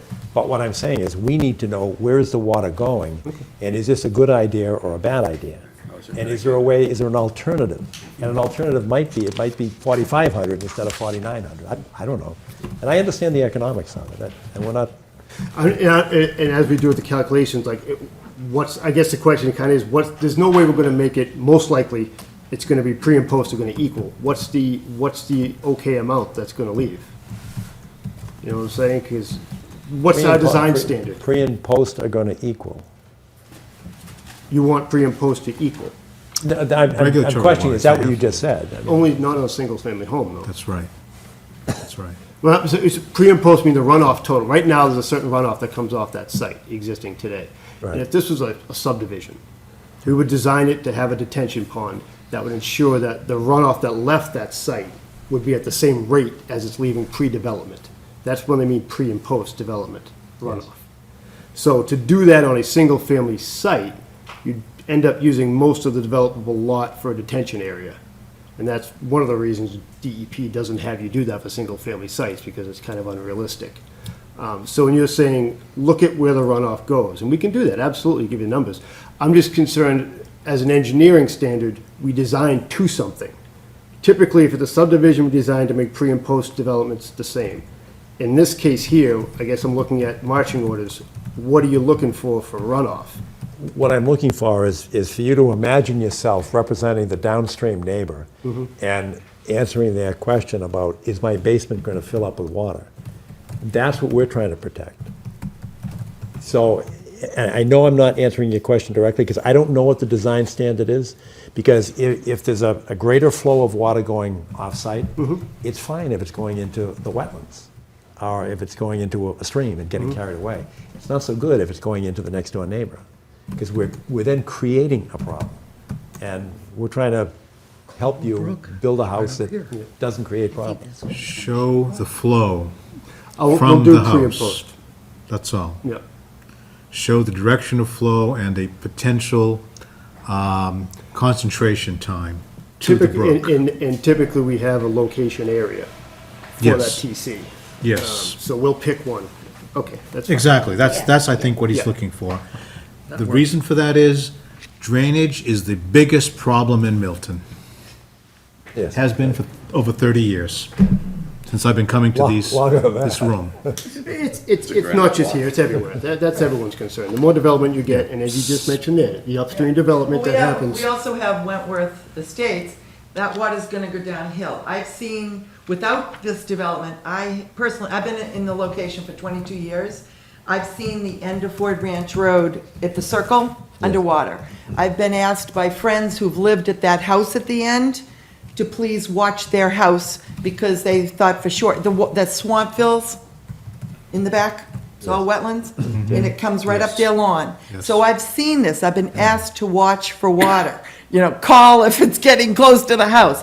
I mean, that sort of thing. I've seen it, I know it happens, so just trying to make you aware. In that area back there is There's a a lot of mapped, that is a mapped 100-year floodplain. Yes, it is. So, Yeah. yeah, it's no surprise that they see it there. Yeah. Wentworth is beyond, it's above Yeah. that, but that area you're Yeah, talking about. I'm is not flood- saying that we see extreme flooding every year, it just depends where I live. But it is pretty amazing how much water ends up some years, so. Okay. Any other questions or comments, or are you good? Anybody else? Yes, sir, come forward and introduce yourself, if you would, please. I have one question. My name is Mark Belcher. I just purchased house at 161 Hillside a couple years ago, and I have question about the septic. This land gonna be raised, or it's gonna be same level like with the septic? Because right now every rain, like since 2 years ago, every year is like flooded completely. So Where? the triangle where the septic's gonna be. It's flooded in there? Yeah, and also it's like drainage, like basically like I discover like exactly like on the center of the lot where the house gonna be built, and the water is going exactly straight in the middle of the land. So now this gonna be moved somewhere, or There's an actual, you can see on the plan, there's a 6-inch pipe that comes across right here, there's an outlet. And that's just being shifted to over here, same thing. to the left? Right now, the road has a little swale Yeah. off to the side, that's being recreated that you'll see right here. That's the same thing, it's just being put down to here. Okay, You and, notice and that. the land with the septic is gonna be same level, or it's gonna be raised, or? Right now, I'm looking at the height of that land is 135 in the new condition, when the septic's put in. In the existing land is about 133, is a little bit higher. So this middle area here will probably be about a foot higher. Ah, than foot what you see higher. there. And then there'll be a wall on this side, just a couple of feet tall, just so we don't have to grade it down to the road, but nothing too intrusive. You've already got a wall existing on this side here. Yeah, And as you can see, if you look at this development, we actually tie into a portion of that wall right there to kind of keep it there. So it'll be a little bit higher into the center here, but it's not going to be a 4-foot mound. so like that foot, type of thing, foot right. probably than the Right. edge, yeah. Because I have also, my basement is not that far, so that's why I just want to make sure. Yeah, no, and again, it's going to be mounted in the middle, so you're going to get half this way, half this way. It's going to be grass there as well. I'm sure there'll be landscaping. I mean, it's not a lot, there are mature trees there too, but there are not a lot of understory in that area. So, Do you have Where any- is your house? Mine is like where the triangle is ending, so it's this way. this is the driveway here. Yeah, it's more like close to the. My driveway is, this is like the side driveway, they have another one like Oh, from okay, here, my yeah. house is like somewhere like here. In this area, and they have septic also is like close to, or maybe closer here, so my house is like here or somewhere. So it's more like, I don't know, it's probably like 70 feet away. Mm-hmm. It's not that far. Yeah, yeah. I understand. Yeah, this is a stupid question, and I should know the answer, but what about the proximity of the septic site? No, I that's mean, is there a limitation on how close you can put, one leaching Like field to septic to another one? septic, is yes, any? there is. It's like, You know what it is? I think it's 25 or 50, I'll double check on it, but All right, because it sounded like, Mark, yours was pretty close to that. Yeah, it is, and this one looks pretty big also, so that's why I'm not sure if they're gonna work together as well, like, they if need work be, now. we'd shift, I'll double check on it, but if it need be, we can still shift it that way further, so. All right, can you put that on his site on your engineering plan Yes, so of we can course. see it as well? Okay. Do you have any extra copy of the plan of like where the septic's gonna be, like this, the measurements, or? I don't have any on me here. Are you gonna be on the site like any day, like or week or couple weeks? So, If I'm out there, I can put one in the mailbox. because only like, I'm considering about the, if everything gonna work together. If it works, that's perfect. I mean, if I'm driving there, I can put one in the mailbox. If you can drop it, that'll be perfect. Yeah, okay, thank you. What's that? Email. Yeah. Thank you, Mark. Any other questions or comments from anybody? Yes, Jen? Just because I'm not that familiar with septic systems, even though we have one. Ours goes down into the woods and it doesn't bother anybody. I'm thinking about the location of this one. I don't know the guidelines on the leaching field. And is it allowed to leach onto other people's No. property? That would be considered what they call breakout, and that would be a failed system. Was that a stupid question? No, not at all. Oh, good. Because that is a failed system if that happens. Okay. If you have septic breaking out of the surface of the ground, that's an issue, that's a failed system. Right. So it There is, wa- I know it's underground. Right. But my mother-in-law's property isn't far from. Her property line is pretty close. And so I'm just curious, No, yeah, there That was, looks so- like it's taking up a lot of space in that triangle, that's all. there So I was just soil testing done out there to make sure it does go down and not out. Okay, very good. Down and not up. Fair question. Right, anybody else? Any other thoughts? All right, do we have the applicant's assent to continue this until, what did we just said, the 23rd of June At the site. at the site? Right, yeah, no, I'm not gonna do that. And the public is welcome to that. I don't know, I can't make it. Okay, so the engineer can't make it. I believe Lenore White can. Are you doing any other site walks in between now and next month? Probably not, because your next hearing's pretty soon, in July, right? Yes. Yeah. Yeah, I forget what the date is. So, I mean, we'll set it for the 23rd. I have to talk to Lenore White and confirm, and she needs to do flagging, and there's a whole list of Right, things. we're gonna stake out Um, the- Right. So if there is a problem, we'll have to postpone it till after your next hearing. Which is the July 10. It's July 10th. Right. I'm not proposing that we do that, but because Lenore White isn't here tonight, I do want to tell you that I have to talk to her That's to a make sure she can possibility, be okay. there. I think a site walk with her there, providing you can stake out Mm-hmm. the location for the house, and she can do some of the flags, would be very valuable at this point because of the kind of discussion. So I'd like to be able to have it, but let's see. I will notify you if there's a Sure. problem, and then you won't have to.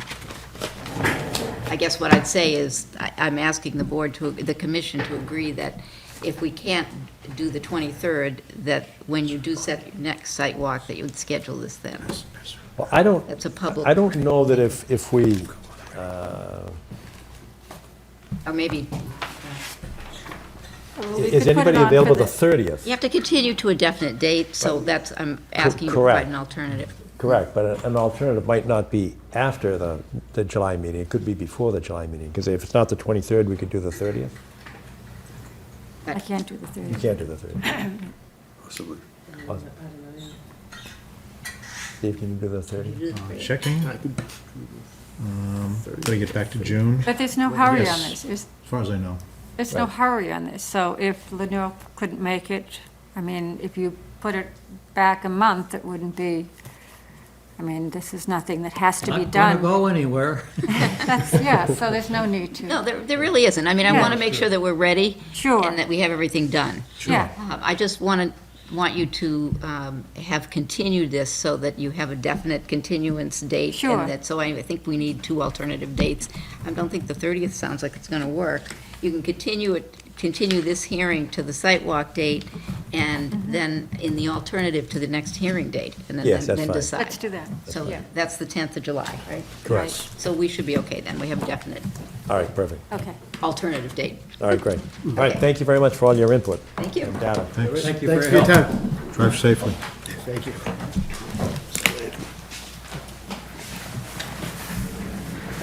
All right, next on the agenda. Next on the agenda is 531 Elliott Street. Jeff, would you mind plugging that machine back in? Sure. Thank you.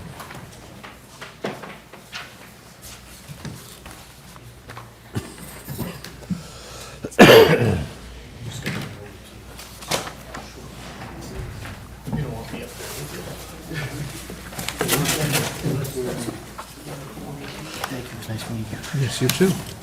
I've got to ask you about the little dongle, because I need one for this computer over there. You need to use it? No, I just want to see what it is. Get it on Amazon. You're not gonna find it in stores. That's right, more read. It's, And it's basically HDMI, to female VGA. VGA. Yeah. Thank you. I'm going to write it down right now. Female VGA. this and tell me what it HDMI. says? It was the HDMI, male or female? You know what a snag is, Male. a tree, yeah. I Great. didn't just read the whole thing. Thanks. Yep. I learned something. Yeah, that makes sense to me. Which one? Oh, What's going to be The cut to the vines. ground? the vines climbing the the Norway Norway maple grape. in the ditch Yes. will be cut to the ground. That would be the vines. Good evening, how are you doing? Very If I good. read this. Okay. Yeah. I didn't know if the Norway maple was going. It looks like the Norway maple might already be in the ditch. Whether it's growing or whether it's, you know how I feel about Norway maple. I do.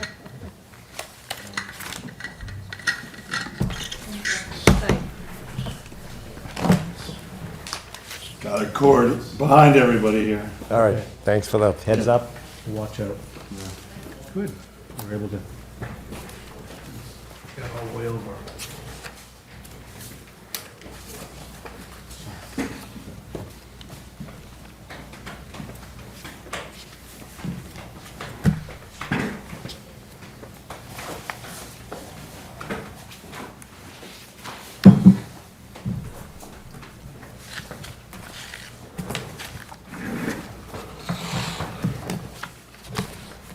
Good evening.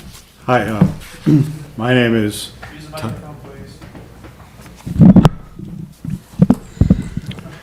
My name is Tom Palmer. I live at 79 Blue Hill Terrace. I'm here as a wetlands consultant, representing beside me Lucian McPherson, the homeowner at 531 Elliott Street.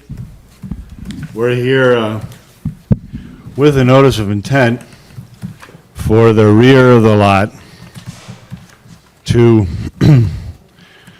grade and landscape the former lawn area where a above-ground pool was removed.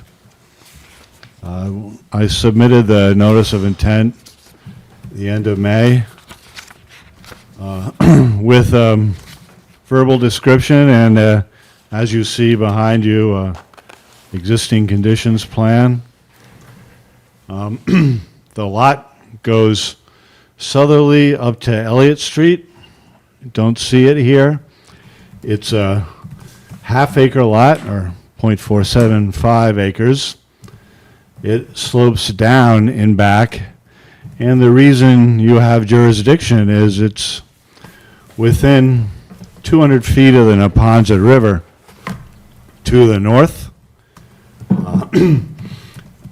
The elevation at the rear of the garage, say, goes down another 5 feet to the rear lot line where there's a chain link fence. That's DCR parkland beyond it. And the DCR parkland curves around to the east and then back south with an arm that reaches all the way to Elliott Street and encloses the neighbor's house at 525 Elliott. On the plan, you can see the 200-foot riverfront area shown as a red dotted line going from the northeast corner of the garage over to the DCR land. You can also see at the extreme northwest corner of the lot a bit of the 100-foot riverfront area in that corner. As far as actual wet areas, there is an outfall behind the garage, an 18-inch concrete stormwater outfall that drains an area of approximately 15 acres. I included a graphic of it in the submission, of homes and roadways, including parts of Ridge Road, Hinckley Road, another road, I forget which. When it rains, a lot of runoff comes out that outfall, goes down a ditch, and some of it lingers near the rear lot line in a flat area I described as a silty pool, that area is actually acting as a stormwater BMP for a large part of the neighborhood. In other words, the gunk that runs off the street accumulates there. Steve asked me to do a soil test there. I can show you that. I didn't find that the drainage ditch from that outfall qualified as a bank because in the state definition, swales or where water runs need to have areas of wetland vegetation upstream before the area downstream is called a bank. I've marked the larger trees as well. The two biggest trees by far are two large red oaks at the back of the lot. One of them is nearly 3 feet in diameter, the one marked 35 inches.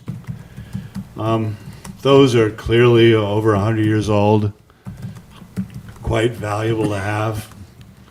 The proposal to work on this lot is to work partly in jurisdiction in the 200-foot riverfront area, partly upslope and out of it towards the house.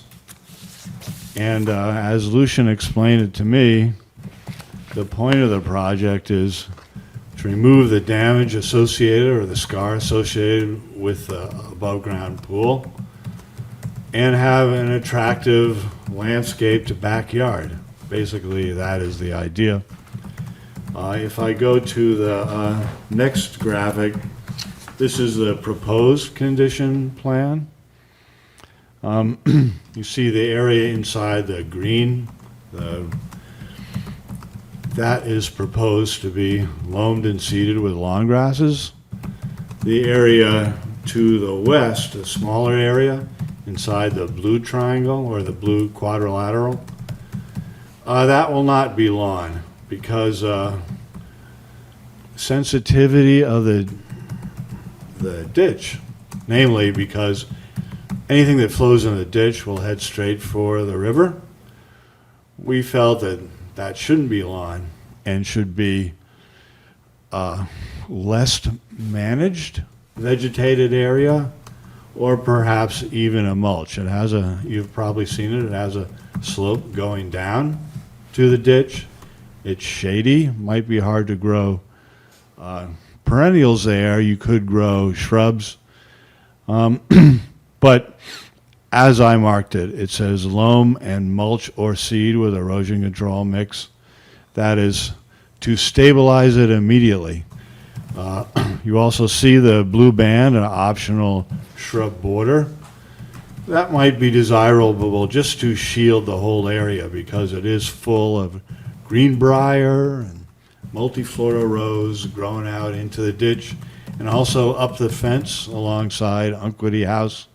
It's generally not attractive to look at, so we would like your permission at this point to put shrubs along that area if it turns out that that's what we want to do. Something I didn't write in the description is to remove more fill. And why would that be proposed? Because some of the fill comes quite close to those big oaks. It's over their roots, basically. Back in the drip line into the lawn, there's enough fill over those roots that it could be difficult for those trees to breathe. So I'm going to show you some of that I photoed recently. This was just a few days ago. Here we are looking across the width of the lot with the DCR land to the left and the former lawn to the right. And this is one of the big oaks. And you see, it seems to have, fill has lapped up against it on the right or upslope side. There's another look. And that fill edge continues to the back. There you can see some of it again. This is a little red maple that the fill has kind of washed up against. Why, washed up, you know, I've been listening, Tom, but Yeah. it wasn't washed up. It's pushed up, yes, The grader was there. yes. And you know there are two enforcement orders here. The first one, when we stopped him, because this alteration's got nothing to do with the removal of the pool. Yes, Nothing. yes. It has to do with, he had a grader on site, the neighbors complained, we went out there were huge mounds of fill that he had shipped in. And he tried to level the backyard, and he created too much of a drop-off. Yes, so, So, yeah, we understand that a part of this order should be a condition controlling the removal of fill. Here, right against this tree, I'd say the fill is 2 feet deep on the upslope side. As you go up the 5 foot in elevation you need to reach the back of the house, there needs to be a wedge of fill removed. I'd say that wedge is deepest at this end, where there's a slope that rocks can almost tumble down. And that wedge will get narrower as you go toward the house. Now, what should the elevation of that new grade be in this area? I'd say ideally, it should be brought back to the original soil surface within the drip line. The drip line is where the tree roots are. You would want to expose them again as best you could. So my recommendation for removing this fill is try to find that original soil surface within the drip line and take out any fill that's above it. Now, if that should produce another sort of scarp or cliff at the far end of the drip line, then you would have to take out more fill to even out the grade at that spot. But that is my thinking for a condition about fill removal to address exactly what you're talking about. Here's a patio recently built outside jurisdiction, and you can look back across the flatness of the newly graded area. Here you are looking straight back. So, as I say, a wedge of material removed from the far trees at the back and thickest there, and coming back this way, trying to come back to the original soil's elevation would be my recommendation for a condition, and I believe it's okay with my client as well. I think my client is happy to do what you want so that he can have a backyard he can use as soon as possible. So we are here to listen for your suggestions about what we should do.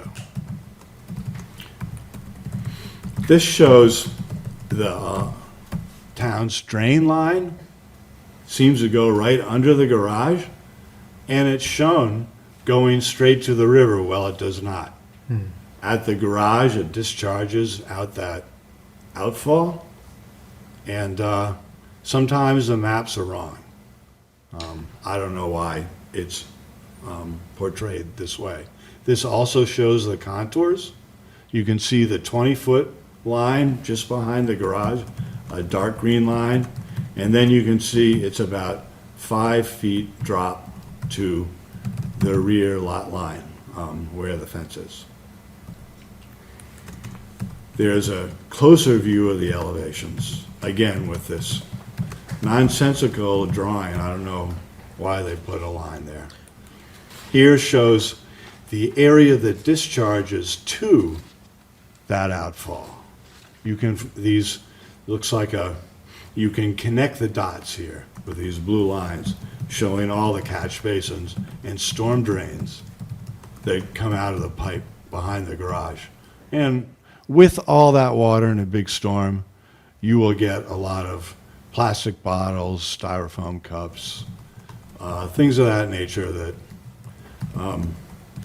have to be cleaned up if they're not going to look poorly, and that happens fairly frequently. I don't know if you want to add anything, Lucian. I know Lucian has a check tonight, the $200 town filing fee. He's also brought the list of abutters that is initialed by many of them when he called on them. He delivered all the notices by hand. We have a copy of the notice. We have the list of abutters with the initials on it.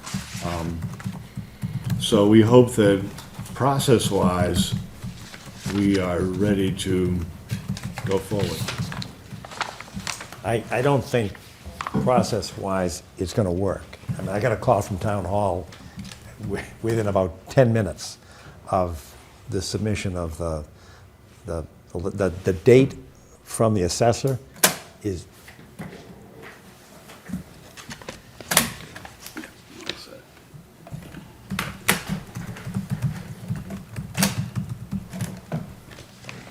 the date from the uh-oh.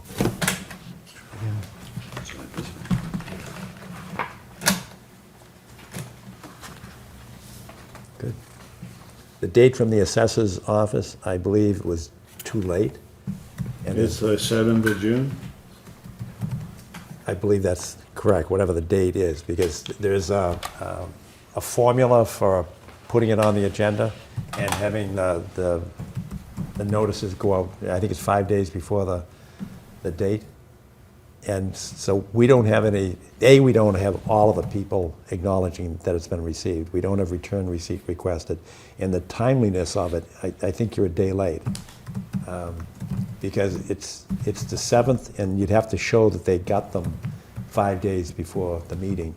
And I don't think you can do that. I don't know what time that happened. Well, we can ask Lucian, because he and his wife did it himself. He can attest to when they were delivered.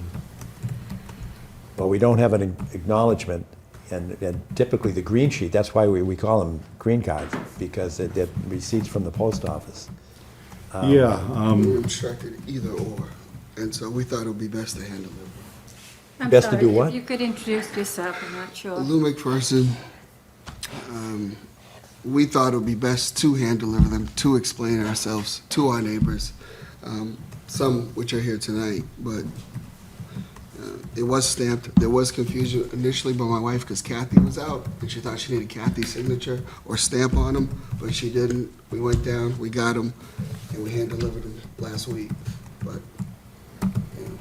What day last week?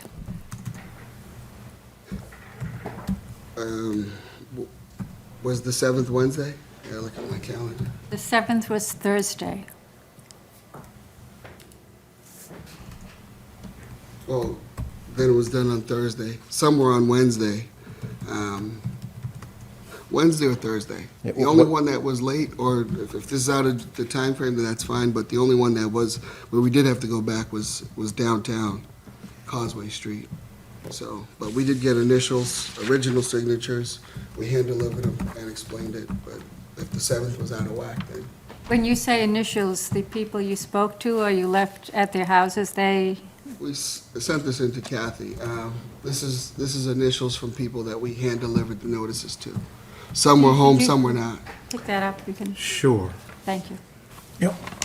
Yeah, I think you have a copy up there, don't you? Oh, is this the original? Yes. Oh, this is an original, so you folks should see this. And there are a couple of places where there are no initials. They weren't home. That means you didn't get them all, just letting you know. They weren't all notified of this meeting tonight. Well, you're saying that even though there was something in their mailbox, that's not That's notice? correct, that's not notice, legally. Okay. Sorry to say. Understanding, yeah. Yeah, it's just not. I don't know, that's kind of counterintuitive. I mean, when you get notice of something, you usually get it in the mail, so the mail goes in your mailbox. Right. Had you had a certificate of mailing, you would have had a date upon which you put it in the mailbox. Okay. Through the mail. Yeah. But this doesn't need to be fatal by any means. Right. You could do this again, do the mailings. The plan that's being discussed sounds like it makes sense to Yep. what Mr. Palmer is proposing. It doesn't have to be done next week, but we'll just begin the procedure again. It's important that people know what's going on, particularly if they were concerned the first time. And it's great that you and your wife went out and spoke to your neighbors, that's the best thing, but the reason that we do the mailings is so everyone hears about it. So we can keep going with this. There's a plan that's being developed. But I think we do need to have you begin again, formally get those mailings, make sure that they come back, just that procedure. And you haven't really lost any time because you've looked over the plan and there's somewhat of a consensus from your end of what you're wanting to do. And now we've seen it tonight, so we're ahead of the game too. So when you come back before us, we already have a strong sense of what's there and, you know, where you can go. I mean, I'm very sympathetic to the idea that this pipe is flowing onto your property and that, of course, you want to improve your property. That makes a lot of sense. But it does seem, you know, we need to dot the i's and cross the t's. Everyone has to do that. I'd just like to say that I read the chapter 131, section 40, where it says certified mail or hand delivery. So it's my fault, I would say, that I said that this hand delivery option was. Hand delivery means in hand. And if the people weren't there to sign it, they didn't get it in hand. Exactly. It's like hand to hand. Same thing in a subpoena. That's right. Hand service or, Exactly. Right. did you give them, what did you give them by way of a notice? This is the notice that Kathy approved. Okay. Just saying when the hearing was, when and where, what it was about. She had a couple of revisions. And when did she approve that? It was before last week. I think it was a week before last week.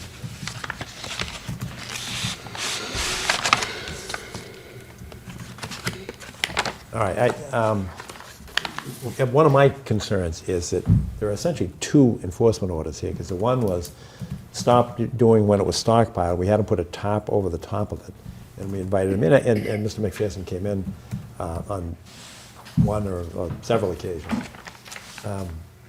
But then he had a cease and desist order to do nothing until there was a plan approved. And then he went ahead and brought in the tractor and pushed all that fill, and there was a ton of fill there.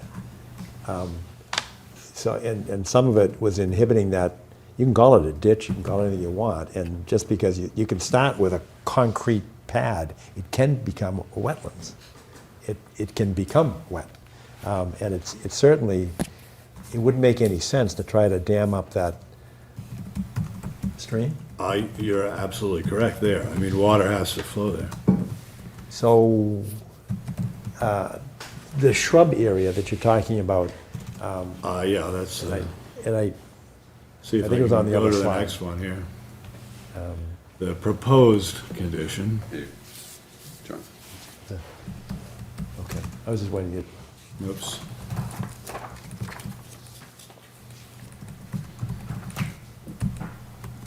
It's not. It in doesn't the- matter. yeah. We know what we're talking about Right. anyway. And that's probably a good idea, to have something to hold the Yes. slope. But I guess the real question is, do you bring it back to grade, original grade?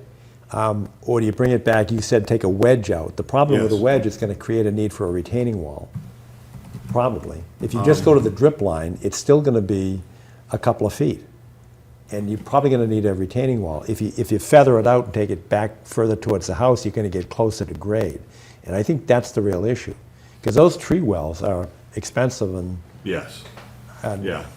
I'm not sure that that's necessary, but if you don't use the tree well, you've got to get the fill back away from those roots, because those trees are going to die. Yes, and that's one reason to go forward with this, to try to, get the remedy going as soon as possible. Well, look, we're meeting on the 23rd, a week from this Saturday. If you could get those notices out, and get the receipts back, so we know that it's a public meeting. We could go there on the site and look specifically at what you're talking about and make some progress as well. What do you think of that idea, John? Yeah, that's a good idea, and maybe if you get the signatures of the people, that might be the fastest way. Because it looks like you got, not all of them, but some of them. The ones that we don't have, we know them, they already know, but fine. Can you just be specific? So, certified or go and get signatures? Just tell me what to do. So Yes, either one. If you've got, I think we just handed it back. Yes. Okay, Came back. so it's already back to Tom. So you've got, how many people are missing there?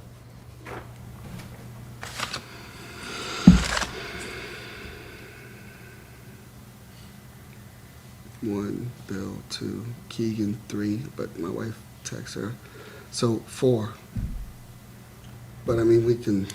That's your homework then. Yeah, it's your call. You can do it either way, as long as. So just send out these 4. So then- No, not send out those four. Either get the signatures or send them all out by Right. return receipt requested, by certified mail. Okay. So that's the choice. Right. So, And then I need more just speaking for myself, I need more from you as to what's your recommendation? Because you gave us 2 options. One, to pull it back to the drip line, but that's going to create a sedimentation and erosion issue unless you put in a tree well. Yeah, or I a think- retaining wall. when I say back to the drip line, I mean on a broad front, from the trees of the back of the lot. If you have 2 feet butted up against one tree and 2 feet butted up against another, you are pulling it back everywhere to try to get to that original soil surface. Yes. Which we may be able to find or not. I dug 2 holes looking for it, and it was unclear, as if perhaps in some of this regrading action, it was, Straight up. yeah. Mixed up, yes. Yeah, but at any rate, removing 2 feet or whatever it is to get to the point where you are at the crown of the tree where the roots begin to spread. You have to go that far down. Then you take that same depth and bring it back, but it will gradually become narrower as you go more toward the house. Feather it, you said? Yes. I would have no idea of trying to do anything with tree wells. I don't think that's a good idea here. No. I think it's a matter of deciding how much material to remove. I think you will have to remove quite a bit as you come back toward the house. That's, I guess, the condition, the complexity of the condition is how to state exactly what the new elevations will be with the Without a removal of the surveyor, fill. you're saying, Yeah. without a surveyor. Yes. I think if I asked you all to bring shovels on the 23rd, that would be helpful, because we could all dig and look for that old soil surface. That's what That's we, not gonna happen, Tom. it's not gonna be more than 2 feet down. I have a little yeah, There are 2 issues. One is to pull it back from the yeah. backside of the lot where the trees are. The other one is, how do you pull it back from the stream? That was already done quite a bit. When you see it, I think you will say, it doesn't look like it used to in that respect. I think It it's was already done how? this is part of the problem that Lucian had, that he knew what you wanted, but he also knew he wasn't supposed to do any work. So he was sort of wondering, what do I do? And more work was done. And some of that work was removing the fill in the area of the ditch. And when you see it, you will see that So that's the 3rd violation. it's clear again. But I think we have to see it, because that really Yeah. is a 3rd violation. And maybe his heart's right in the right place. Did you want to say something? With all due respect, in terms of the violations, all I tried to do was get in good graces. And after the storm, after the winter, to move that was when I last left here with my wife. That was the main instruction, was to get it out. And as the weather broke, that's what we did. There was a significant amount that spent a lot of money. I understand it's my problem, I got into this mess, but I'm just trying to make it right. And You put in a new patio next to the garage? at the bottom, at the base of the deck, a stone paver patio. So when they came in to do that, they pulled some further fill away from the stream? No, they didn't interfere with anything with if you show on the map, it's up by the deck. I know, I saw the picture. Yeah, it's nowhere close to, No, I understand that. I'm just saying, when you did that, because that's new, did you also have those same workers pull the soil back, or the fill back from the stream? no, the pulling back from the stream was as soon as the weather broke. The patio was new, the patio's, I don't know, less than a month. We started working on the fill removal from the last meeting as soon as the weather broke. Tom couldn't come out to mark the wetlands until the spring came, and that was done, so, or maybe I'm not We understanding told that you question. to do nothing, and you had a cease and desist order twice now, until you came in with a plan that was approved. So you went ahead and did it again. I was told to remove the fill by whom? and put the silt tray, we came in and sat across, we put the silt fence, and I showed you pictures of what we did. That was the Right. instruction, and as soon as the weather broke, to get And then the, you did that. Okay, I'm with you, because we were out there, and we said the storm is coming, get some burlap or put something down there, and you did that. right. But it sounds like you did something after that. I didn't know we couldn't put a patio in. I'm not talking about the patio, I'm talking about, All we did was remove the fill. okay. I may be at fault for that, because I talked to Kathy, and it was one of the three things she said had to be done, and I got confused too, between the enforcement order saying do nothing, and the list of things that had to be done, so. It had to be presented as a plan. Yes. And we told them, you're gonna have to pull it back, it's probably gonna have to be done by hand. You're gonna have to dig the trees down so they don't die, because you've covered the roots. Yes, But that, it has to be part of a plan. yes, so, And we even recommended you. But part of, when we drew the line to the fence from the edge of the garage to the oak tree, the gentleman right there showed me, we had to get it back and explain to me. That's what I was told, to get it out of there. Pursuant to a plan that was approved by us. there's the rub. There's the Yeah.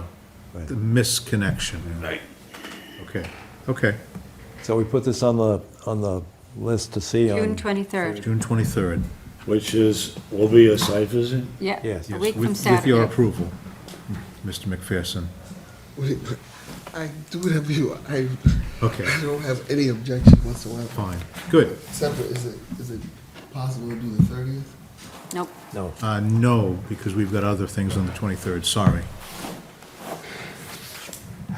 Well, I will try to draft a condition about the fill. It would be nice if that condition could be voted on at that meeting, just so these big oaks can get their roots free. If you stand under that drip line and look up at these oaks, they have leafed out. Those branches that correspond to the fill haven't started to turn brown or anything, but the trees get the oxygen through the roots. The sooner that grade is restored to something near the original, the better. Oh, we're with you 100%. Yeah, Yes. yeah, Yeah, we agree. yeah, So will you get us your proposal? yeah. I'll, Even before the 23rd. okay. If we could get Yeah. copies beforehand, Tom, so Yes. we could look it over and Yes. understand what you're planning to do. Because Yeah. I think there's a lot of agreement here, it's just process. It's not being Right. understood. Any other questions from Yeah, the this commissioners? is for, Oh, okay, very good. I will give this Do you have to a Kathy. DEP number? yes, I can't remember it. It is 46-0538. That sounds right. I looked it up. Yeah. Are there any abutters or members of the public that have a question or a comment? Could you use a mic? All right, thank you. Okay. I'm in a butter. I actually live across Elliott Street. He is, 531. west of me. So I'm on the corner of Hawthorne and Elliott Street. And your name, sir? George Mandel. Thank you.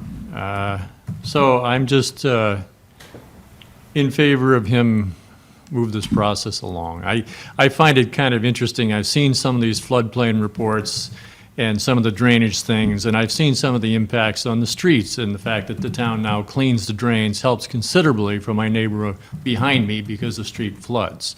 But it's interesting to me, having seen this town, and when these drains were committed, or, you know, put to plan, whatever it was, dug, that they go through people's backyards, you know, and I at first when I saw one of those maps, I thought, gee, did that thing actually go under my house? And I realized, no, it doesn't. It's like over a house or two. But it's just curious, and this guy has to deal with it. So I'm sympathetic, and I appreciate that he went ahead with things. He, you know, people do things. But if I had one of these drains in my backyard, I don't know what the heck I'd do. You know, and if I filled it in and then it's supposed to drain, well, that's a function it's supposed to do. So if it's not draining, that stuff's going to spill into my neighbor's lot. And yes, I shouldn't have filled it, but on the other hand, I would like to expedite it and put it back so it works. Actually, a culvert comes to mind. If it's a ditch, why isn't it a culvert? Yeah, as in a butter. You know, the town of Boston, or the city of Boston, had wood water mains not too long ago. A firefighter friend told me just a couple of years ago they replaced the last one. I've got National Grid replacing street pipes in my area, and trees are dying because of gas leaks, and National Grid has nothing to say about solving things for it. There's communities all over the state that are having to do with this. So we have infrastructure issues. This is just a minor impact on somebody's life. And I'm sympathetic. I don't want to go off on this. I came here to try and support him. I have a problem with putting my foot in my mouth. But I would like to see his problem cured. Okay, he's a good man. He's trying to do the right thing. That's the gist of it. So thank you all very much. Oh, thank you for coming in and saying that. Anybody else? So we'll see you on the 23rd? If you need to talk, I'd be happy to assist. Sure, I Okay. will be there for sure. Yep. I thank you for your time. Well, it was good because we got a chance to see, you know, more specifically what's going on and what the issue is, and it moved things along a little bit. One last thing, I did sign the form that his wife brought around, and I initialed it. I didn't date it. So, I mean, if it made a difference, I would have put a date on it. I mean, I was just asked to initial it, you know? If I had known, I would have, trust me. I know, I just. Oh, that's fine, I appreciate it. I'm sure Lucian appreciates it There would have too. been a date issue, you know, for when I signed it. Okay, we'll see you on the 23rd then. Thank you.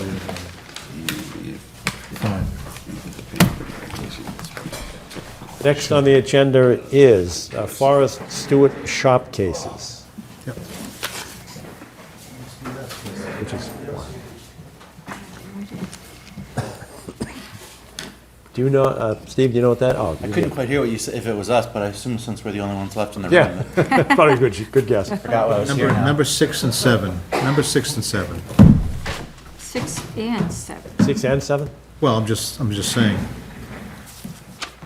These gentlemen might be 6 and 7, right? I'm We're not here sure. to talk about the Pope's Pond and the Forestry Stewardship Program. Oh, See, okay, 6 and 7. perfect. I don't have an agenda, I apologize. It's fine. Should have been one right there at your elbow, no? No, I guess not. It's okay. So, Tell us your names first. my name is William Brockhoff. I live at 73 Dexter, and with the Friends of Pope's Pond, along with Tom. And we were here to talk about the potential for applying for the forestry stewardship program for Hope Pond Conservation Area to begin with. Good evening, thanks for having me to your community. I'm Michael Downey, I'm a DCR State Forester. I also am the stewardship coordinator in the state of Massachusetts that coordinates the forest stewardship program, which is a national program that was established back in 1990. And I had the pleasure of getting a call a few weeks ago from William with some really great questions about what the stewardship program is. A community such as Milton and... Can I jump in before you Sure. take off? I just wanted to give you guys some context of why this happened. Like, you know, you guys have been out on a walk around the pond and the area, and Tom and I have gone on a couple of little nature walks, and, you know, Tom does the stream of consciousness thing, and there's a lot going on out there. We've talked about the survey, need for a survey with the neighbors doing interesting things. There's new neighbors that are doing new things that we haven't talked about. There was when we went to go build the bridge, you know, to start the process of building the bridge on the south side, there was a discussion of, well, who pays for it or how does that get done? Good question. So a number of these questions came up, and as the gears are turning here, I'm trying to figure out ways to sort of self-educate myself on how to help take care of the conservation area. And in that process of searching, I found Mike. Yeah. There you It was a go. I just great- wanted to give him a little. Good. Yeah. So I know this, it's a late evening. I'm a Conservation Commission member in the community that I work in, and I know that once 10 o'clock hits, things are rather difficult. So I will keep it as brief as I possibly can. I brought a ton of material to hopefully keep my little elevator speech here as brief as possible. So please take advantage. I brought together some booklets and some other content that I think would be really excellent and really specific here to the community in Milton. So, you know, we all know the importance, you know, of the open space, and I consider it kind of, you know, we talk about infrastructure and stormwater and all that. Your open space is critical infrastructure to your community. And, you know, humans and people depend on the forest as well as other critters. So not just the forest for air and our clean drinking water, but for a variety of things that we get connecting with nature, the forest products that come from the forest, that, you know, the houses that we live in come from trees, and a variety of other products. So what the Forest Stewardship Plan does for communities like yours, and there's some communities that just down the road, Walpole, who have assisted, Sherburne, you know, towns in Essex County. So over the last about 8 or 9 years, we've probably assisted well over 100 communities in the Commonwealth. And what that assistance translates to is, one, is it provides financial assistance to hire a resource professional, a licensed forester like myself, to come out, meet with you all, basically identify what your objectives are for these pieces of open space, and identifying those objectives and helping in developing a path forward on how to care and steward these properties, and all the variety of resources that are on those properties. So, you know, first and foremost, it definitely improves the knowledge base that you have about you know, the planning process improves that knowledge base that you have. Plus, it provides a very great detailed inventory of everything from the forbs, you know, the ephemeral wildflowers that are growing out there, to the shrubs, to the trees, obviously, and then the wildlife and endangered species. So it's a soup to nut inventory of what you have.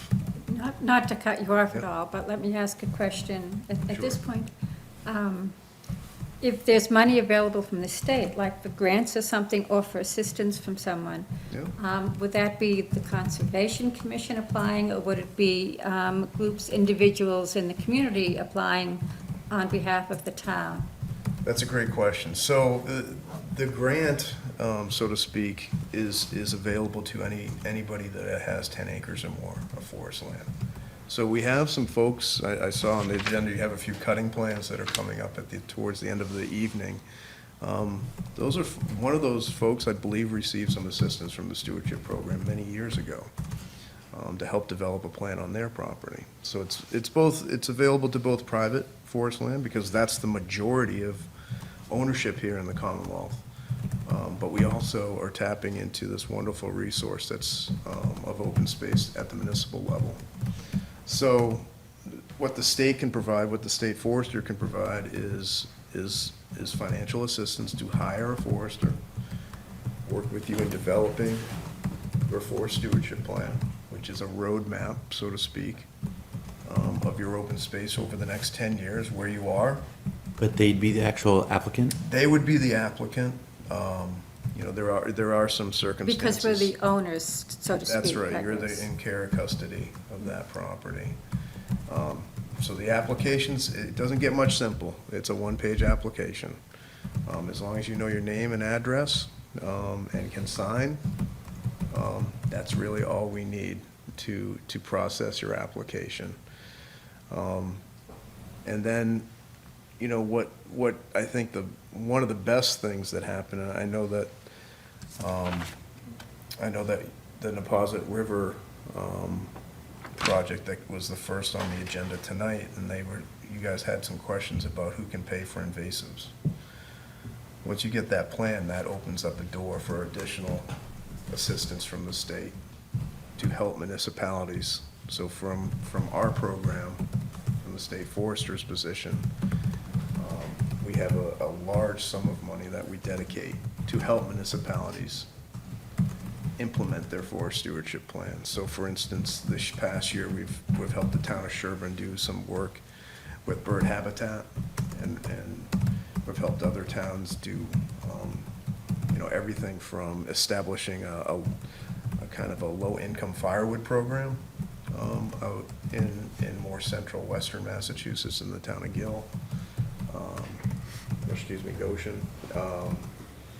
You know, so it's soup to nuts. We do a lot of invasive work, so we do provide a lot of financial assistance for municipalities to treat invasives, hotspots, like the folks from DCR had been speaking of, is, you know, kind of treat those hotspots and maybe establish that do not cross line, and we'll attack them from that point of view. So that plan does open up a lot of doors of funding opportunities.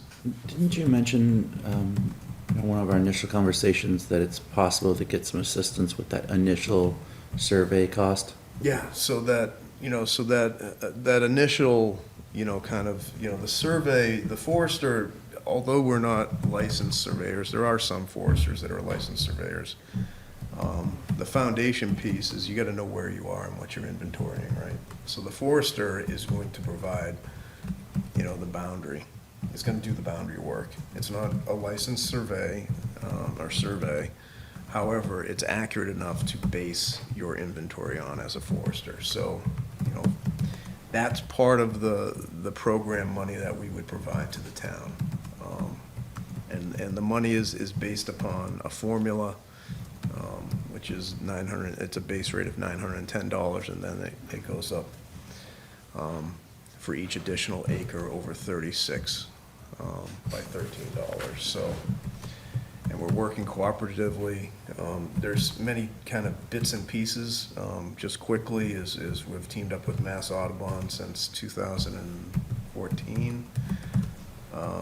So if the community is really interested in bird habitat and bird habitat assessment, and with all the issues with regard to the declining, some of the declining bird species that are occurring here in Massachusetts, we provide additional money to have a bird assessment done on the property, and that's in cooperation with Mass Audubon. So we have a suite of tools that you can pick from. I brought a lot of information with you that if you have trouble sleeping at night, reading about forestry will probably put you to bed pretty quickly. But there's some really great content here. We have a lot of climate, we have a lot of climate stuff in many of the municipal plans. There's a lot of bird habitat assessment work. Municipalities all are unique, obviously, and they all have unique objectives for their open space. So just please, I'm glad that William reached out. The State Forester is here to help. I know that you probably have maybe never seen a state forester here in town, but I'm here. We help a ton of people. We've helped well over 200 landowners this year, including municipal and private landowners. Well over $400,000 has been dedicated to just planned development. We've also provided well over $100,000 to do the implementation. So communities that are looking to spray invasives or control things or establish trails or help with other activities that have been recommended in that forest stewardship planning document. We're here. Please take Do you it. get involved in the forest cutting plans as well? I am, so I wear multiple hats at the state level, so I am a service forester. Your service forester is Joe Perry, based down at Miles Standish is where his office is located. Joe is a service forester as well as I am. He's a licensed forester just like I am. He covers kind of most of this area, the Cape and the Islands, so Plymouth County, gets up into Norfolk. I cover mostly Worcester County and central North Worcester County and Middlesex County. So I don't get over here, but I do travel statewide with my stewardship program coordinator hat. So that's why I'm here this evening. Well, thank you. And that's, can you tell us what you got? I don't need a detailed description, but just, for the public's benefit so that they know what we've got. Sure. So what I have is some gifts from the Forest Stewardship Program and from the State Forester. Hopefully you guys maybe have a conservation library or something that could maybe even go to your local library. So we have the Forest Trees of Massachusetts. I have some copies for you there. I stole one, just saying. We have Tom Wessel's great book, Forest Forensics, which is a little bit of more of a key guide from reading the forested landscape. Oh, yes, sure. Something that will come up probably for your next agenda items, which with regard to the forest cutting plan, I have the Forestry Best Management Practices Manual for you here in kind of more of a suburban landscape. This is a great publication about backyard woods, so folks that are looking to improve their 2 acres of woods or half an acre of woods or quarter acre of woods, there's some really great suggestions. So you don't need to have a 100-acre woodlot to help. All right, there's plenty of stuff you can do even on a very small woodlot. Even just a handful of trees in your backyard, you can improve habitat. We got the obviously some climate stuff for you because that's on everybody's mind. A couple of climate documents. Our funding source, which is the Working Forest Initiative, which is has been supported by the last couple of governors since 2009. This might help you in your next talk.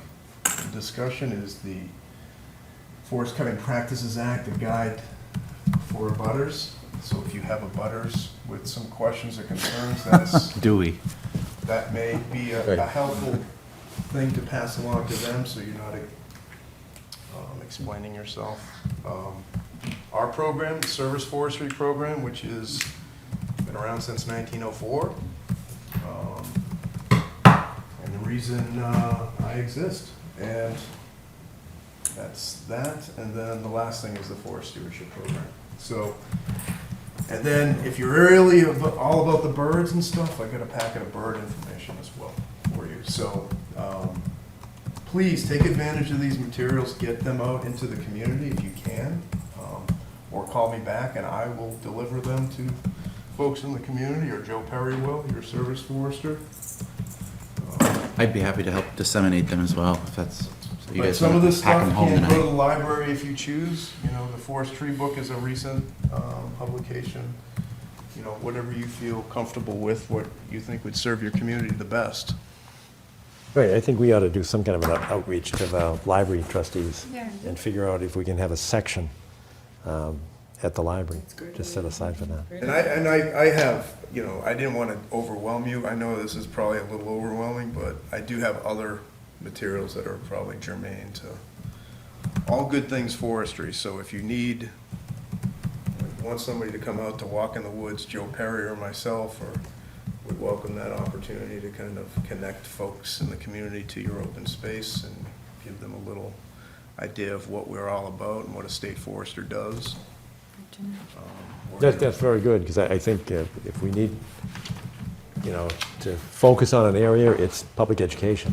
I think it's very I important. think and so too.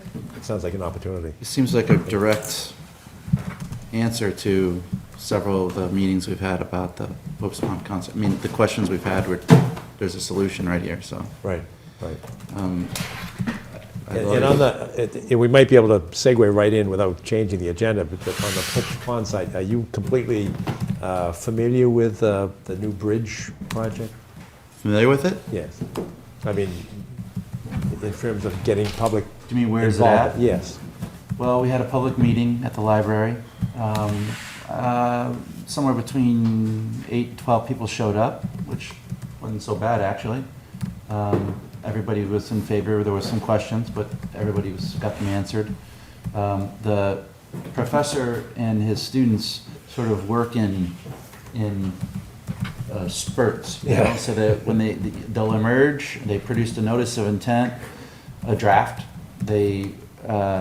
He very much wanted to get in touch with you. I kept trying to cajole him to do that. But they went underground then again for a while. I think they were probably too busy with schoolwork or testing or whatever. I don't know. And then he emerged with a second draft, and it looks good to me. I don't do a lot of notice of intent work, but it looks nice. And I put him in touch via email with Steve. Yep. I'm assuming you got that email. And so I'm just waiting for him to have a discussion, that initial discussion with somebody here, to make sure that it's massaged adequately to actually present it formally to the board. I'm happy to look at a draft notice of intent. I do it all the time. And I've expressed to him multiple times that you're happy to do that. Absolutely. And it's just, I think he just gets real busy with what he's doing, and I'm trying my very best to be patient and not push him too hard, considering we have a team of engineers for free. Yeah. You know? It's pretty good. I'm trying my best to just be patient, but I'm not real good in that area. That's good, too. What school is he affiliated with? Northeastern. Northeastern? It's the exact same group that did the bridge on the north side. And in fact, I got the, John Thompson is awesome. He went down in the basement and dug up the plans, the original one. And so they were able to take that and sort of quickly replicate it into the new notice of intent. Oh, There is a problem with the other bridge, and that's handicapped accessibility. This one's- And I hope they don't this- replicate that part of it. This one's not, he couldn't believe that was left like that. He assumed that, when we went out there and looked at it, he assumed that there was intended to be A plate? something that wasn't finished. Yeah. You know, there's other parts of the plans where things aren't the same either, like it got approved and then somebody finished it the way they wanted to. But that's not gonna happen this time. Good. Good, good. Not on my watch. Okay, good news. So the next step seems like it would be maybe getting the Conservation Commission to apply. So what can I do to help? Well, I'd like to see the material on the stewardship grant program, to see what it is, because we need a lot of help on invasive species. I mean, the Neponset, they're at the other end. The riverside is just inundated with Phragmites.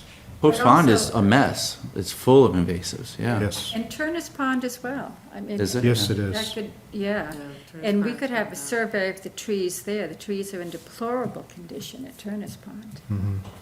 Oh, we'd love to team up with you. We've been doing the town forest celebration every year since 2013, which marked the 100-year anniversary of the Town Forest Act, which allowed towns to actually purchase land and open space. Prior to 1913, the only ownership that could buy land was the state. Town Forest Act permitted towns to purchase land on their own and own it, not purchase it and then hand it over to the state. So that Town Forest Act, a watershed moment in 1913, allowed towns to purchase the land that they currently have, as well as continue to own land without having the state own it. So we're having it up in Haverhill this year. Next year it will be in Sherburne. So we'd love to see how far you guys get. Maybe you'll host it in 2021 or something to that effect. So yeah, no, it's a great event, great networking event. We usually have 100 or so municipal members come out and so forth. So it's a good, positive day, and you get to see what other towns are doing. And like I said, this is pretty historic. We've had this money since 2009. I've been in forestry for a very long time, since the 90s, mid-90s, and I haven't seen this much money put towards forestry in my career, so. That's good, that's good news. That's very good news. All right, so if you can just give us Yeah, a you little can bit of have the time box. to read those, and then let's Yes, reconnect. thank you very much. Very well. Sure, Great. Get back to you? yes, right, Yes, that'll be great. Get back to you. That's it, oh, that's- yes, get back to me, it's fine. Oh, no, that's great. That's great, thank you. Thank you very much. Dismissed? Yes, safe drive back. I did good, right? Safe drive Did, back. very well. I don't live Thank in you for Peru coming anymore, in. so it's not, the drive a little How far are you going? Natick, actually. So Natick? it's not that- Oh, not too bad. Still an hour plus. Yeah. Thank you, sir. Yep. All right, thank you very much. Here now, good night. Thanks, Mike. That was pretty informative, so. Absolutely. Oh, no, that's Yeah, something I didn't really know about, I so. didn't either. And he keeps hinting that there's money to be had. I know, he said it. Yeah, for survey it. work, initial Yeah. survey work, which is really what you need. Dude, Turner's Pond survey would be great, I think. Those Absolutely. trees are in 'Cause that's terrible gone- shape. That's gone. Turner's whack. Pond, terrible. It has. Which? Around Turner's Pond. Oh, yeah. Oh, yeah. Speckled alder. There we go. There you go. We have Okay. amendment of order of conditions, 94 Parkwood Drive, continued hearing. There's nobody here, obviously, for that, but we do have an email Yes. from Foster Mackey.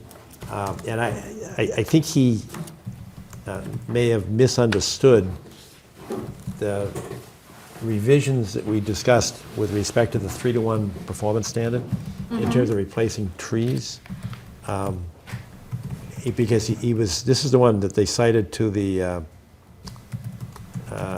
what's it called? Wentworth Farms? No, Hillside no, Drive no, Parkway? no. This is different. This This is is that different. cutting that was done at the corner Oh, yeah, of I'm Hillside. jumping, right, okay. Yeah, that had the big article in the Milton Times, and people were upset about all the trees being cut. But not that many were actually on town land. He misquotes this. If there were 30 trees, only about 10 or 15 were on town land. That's on the other project, right? Yeah. Sure. Right, but I was correct, because it is in this email. He's talking about the wetland, the replacement. He's referring to that location and the Yes. replacement that they Right, did. but we went into great depth on that, and some of the trees that cut, we did a count on that with the 3-to-1. Some of the trees were planted on site because they were moved to line the roadway. Right, right. And then hang on.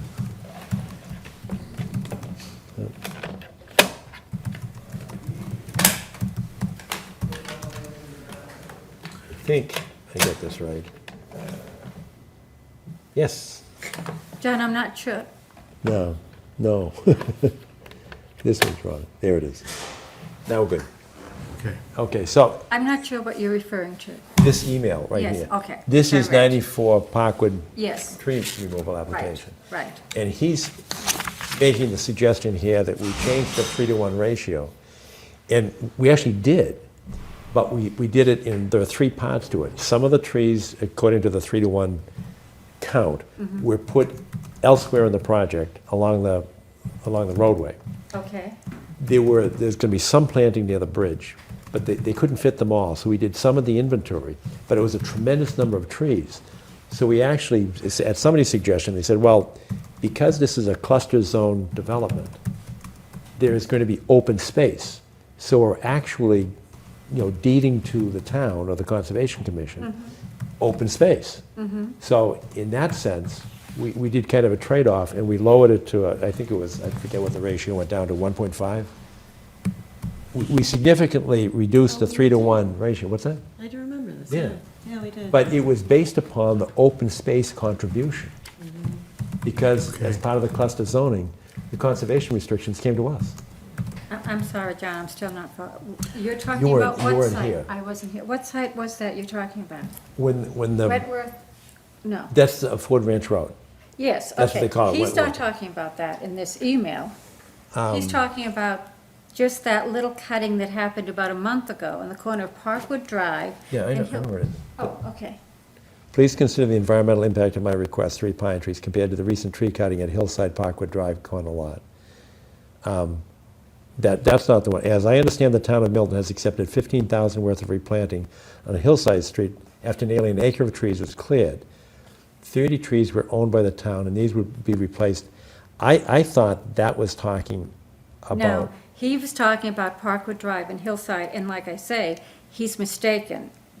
Not, the entire acre was not cleared of trees. The developer, Keneally, I think his name, Connolly or something, he cut a bunch of trees that were on town-owned land, and also trees on his property. But there were only about 10 or 15 that were on town-owned. And of those trees, at the planning board, it was suggested that they have the same replacement that we use. And it was the first time it okay. came before the planning board. And I actually spoke to Carol Stalker, who wrote the article about all the trees being cut down. And she's on the shade tree committee. Shade tree And I commission, said, we have to be consistent in the town of Milton.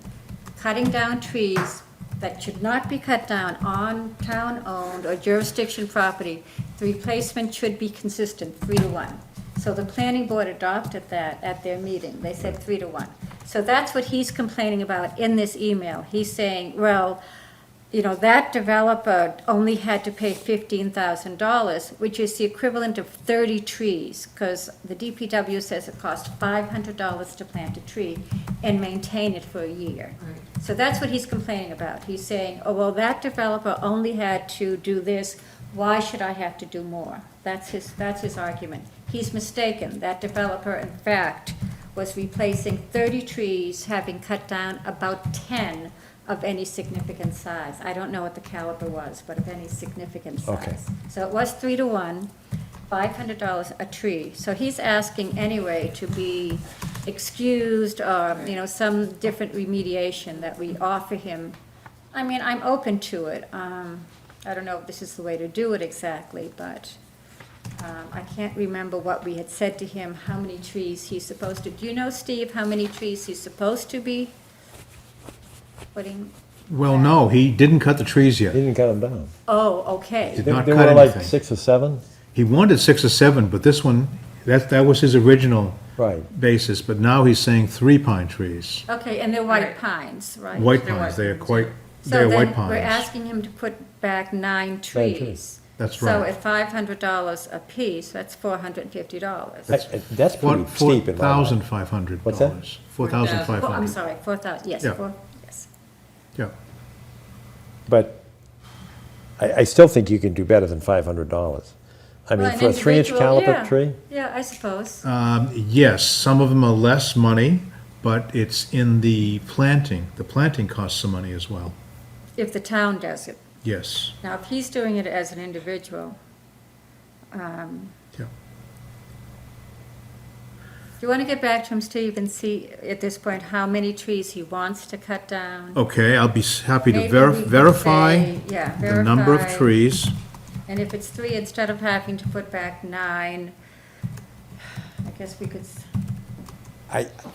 Unless there's some reason, because of uniformity, we've been Yeah, 3-to-1 You're for, right, a long 25 time. years. Well, see, he begins the letter saying that Thayer Nursery was surprised at that, and not some other nursery, Pine Meadows. That's not true. No, they couldn't Thayer possibly. knows clear, again and again, Thayer Nursery knows what we do. Of course they do. Again and again. Right. Yeah, so that's a mistake. Yeah. Just as a suggestion, Kathy put together an order of conditions for his work without doing any tree work. I don't know why she did that. I didn't ask her why. We had a very short time today. We That's- did that along, I thought that was the original one for the, That is the original one for the septic system itself. Just to let you know, I went out there today and took a look at it, and I would say we have about 50% cover, okay. okay? It's not up to the 75% standard yet, so I would hold off on that. I just wanted to let you know. Recommendation from looking at it. It's Oh, pretty. she did a certificate of compliance. I thought you said order of conditions. I'm sorry, forgive me. Certificate now I of compliance, understand. forgive me. Okay, It's a little bit late, okay, That's all right. that's all. It was a COC. okay.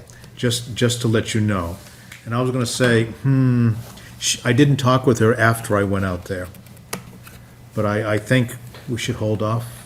Oh, I agree. Yeah. Okay, let's hold fine. up, yeah. Just to let you know that. Right, but that's consistent with the performance standards and. Exactly, that's all. We shouldn't compromise, just, Right, and I just didn't want to get you off the tree thing, Yeah. but it doesn't appear like he wanted to come to talk about it tonight.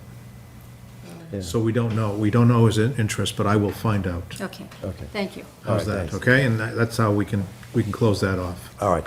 When I first read, I wasn't aware of that. When I saw Hillside Street, I thought he was Yeah. talking about. The well, other side, yeah, sure. But that was the only time that, in my memory, that we've changed to 3 to 1 was for the exchange of open space. So, and that was, we had a full discussion about that. Oh, Again, yes. I don't think you were here, I but, think I was here. right. Yeah. All right, so that's Parkwood. Next on the agenda would be 333 Hillside Street. Request for certificate of compliance. I was down there today, This is the drive into. Oh, yeah. and the wetland area that's not a wetland. Nothing's been done since last fall. That's the replicated area that they were going to? They were supposed to do something there and they didn't. Where they put the driveway through the wetland? Right. Yeah, okay. And they didn't add the asphalt on the other end, so nothing's been done. No change. And then, of course, number 10, I have to say the same. That's bizarre. Which house is this one, 1421? 1421, yeah. I Yeah, This actually, is Stone House, the The Gateway Stone House, Yeah. I across went- from the Eustace The old Estate. I went just to tell her, to speak with her, and she was, let's just say she was not hospitable. Yeah. Not very hospitable at all.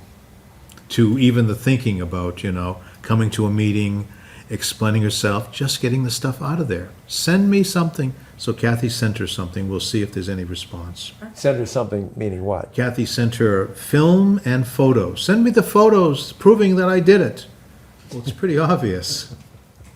Yeah. That's where we are. Maybe We're we need a still, letter to her saying the fine every day can be, to, Up to $300 a day per let her violation. know, Per yeah. violation. I think we should send that sort of a letter. This has Okay. been on the agenda, 2 or 3 months? 3 months now, yeah. Yeah. Okay, I will ask, A short letter saying, by the way, your cooperation is appreciated. yep. But a fine is a potential resolution. Yes. Okay. All right.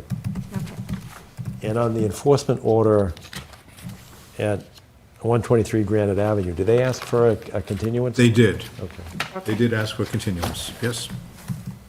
so that's acceptable. So they'll be on in the July? Yes, they asked to be continued to July. That's correct. All right. And then 12 is the forest cutting plan, and had everybody seen the letter It from came the in- Wildlands Trust? That came in today, Yeah. letting us know that the northerly parcel is not under the CR of the Wildlands Trust, it's under a trustee's CR, which we didn't know until about 4 o'clock today. Isn't that interesting? Yeah. Wait a minute, I now have you not lost seen this me. letter. Read the letter again, read the I first did couple not get a copy. paragraphs. I was stunned. That doesn't happen very often.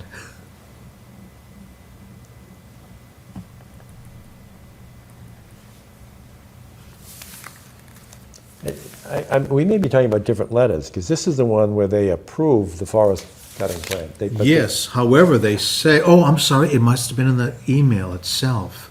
They approved the forest cutting plan on one of the locations. There's 2 locations. Yeah, okay. This is the location closest to Hillside Street, that actually touches Hillside Street.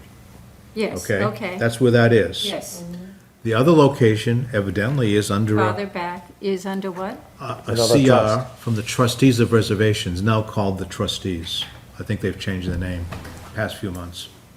Okay. So, So we've got to get the forest cutting plan to them. yes, that's the point. Okay. How did it get to them? Because the last, I did pull out this Yeah. Conservation, Milton Land Conservation Trust, the original one. Is that for both parcels?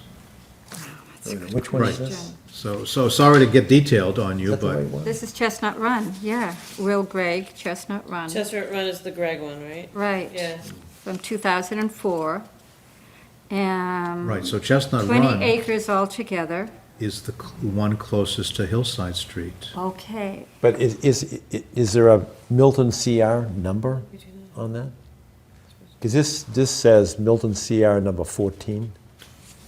Oh, I don't know. I didn't know there was a number. I didn't know there was a number either. That may be an internal Yeah. Wildlands Yes. Trust number. Right, right. So on Hillside Street, of the Gregg's property, some of it is under the Wildlands Trust, and some of it is under the Trustees of Reservations, or... That's what I am led to believe by Scott McFadden of Wildlands Trust, who went back and evidently looked at his records and said the other property, in an email today, in the same email that came in, actually, said the other property, and I can, let me go to the email. How's Okay, that? sure. If you don't mind? I think it'd be worth it. Just, it won't take very long, I don't think. Right, it's 427 and 437 Hillside Street. Are those the numbers? Okay. Yes. Okay, let's take a look. And I will read you what Scott had to say today. Scott McFadden, Hillside Street Forest Cutting Plans. Okay, that's the title of it. Hello, Phil and Steve. This is to Phil Benjamin.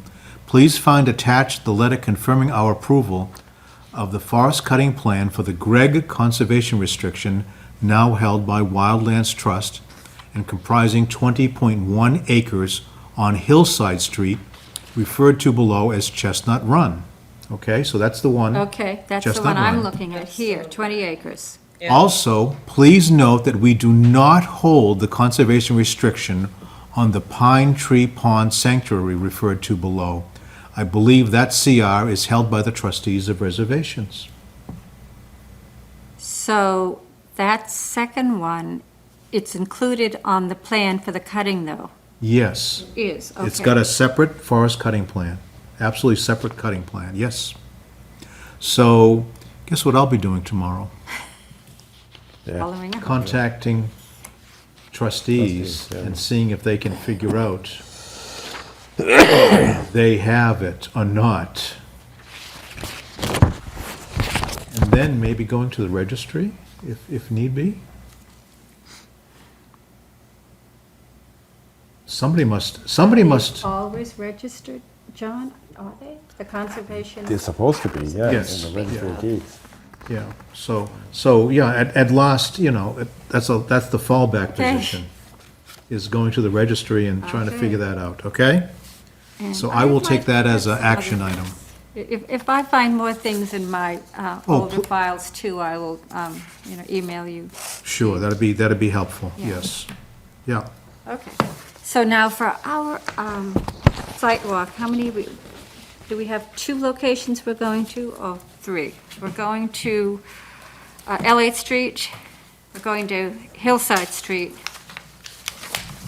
The Right, new- just those two. Just those two, okay. Right, Okay. on the 23rd.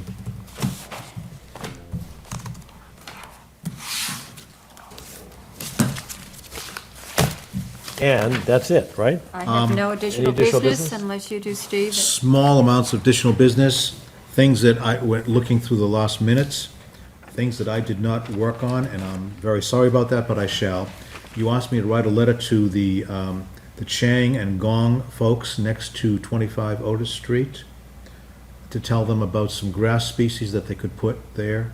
You wanted to hold together the soil. Yeah, I looked at those adjacent- pictures again, and I'm not at all convinced. It was the trees, I think it was the mulch piled up. You looked at those pictures, and where it dissolved the wall was mulch, and it was all black. Right, it was all gray. mulch, right. Yeah, it was all So- mulch. There were no, So you know, I'm gonna suggest some bunch grasses that have deep roots, good, okay? Like switchgrass, little blue stem, big blue stem, sounds and good. there was one other species I was thinking of, Okay, okay? In fact, I wrote them down, so just to let you know. Oh, and Indian grass. Indian grass has Sure. deep roots as well. So I was just gonna suggest those 4 species. okay. And then I did look at the area. There was a complaint from a resident on Dean Street regarding town land. She thought it was conservation, but I don't believe it is. It's town property near a bunch of quarries, and the next door neighbor was throwing stuff in. So I will find out from the DPW what the process is for organic waste in the springtime, and let them know about it, and say, look, you could be fined for throwing things on town property. Yeah. Please cooperate. Keep your town property. But it's organic waste, it's not, Oh, there was some plastics, there was some sneakers, there was, Good. I was gonna ask, was it like lawn clippings or like? it was lawn sweepings. It was lawn sweepings. It was mainly leaves, but there was a lot of other just general household debris. That's all. That's all. It's frustrating to yes. see that sometimes. Indeed. And I met a wonderful woman who's caring for her mother there. Her name is Susan Bach, B-A-C-H. And so she took offense at somebody doing this, and I think that's a very good thing. I think it's a very good thing. I agree. So we had a Okay. wonderful chat, and I said I would follow. Okay, so Okay, that's good. I will follow. Perfect. Sounds good. Thank you very much. Motion to adjourn? Second, Order? all in favor? Aye, all right. Great, great. Great. We're done, thanks. Thanks, thanks.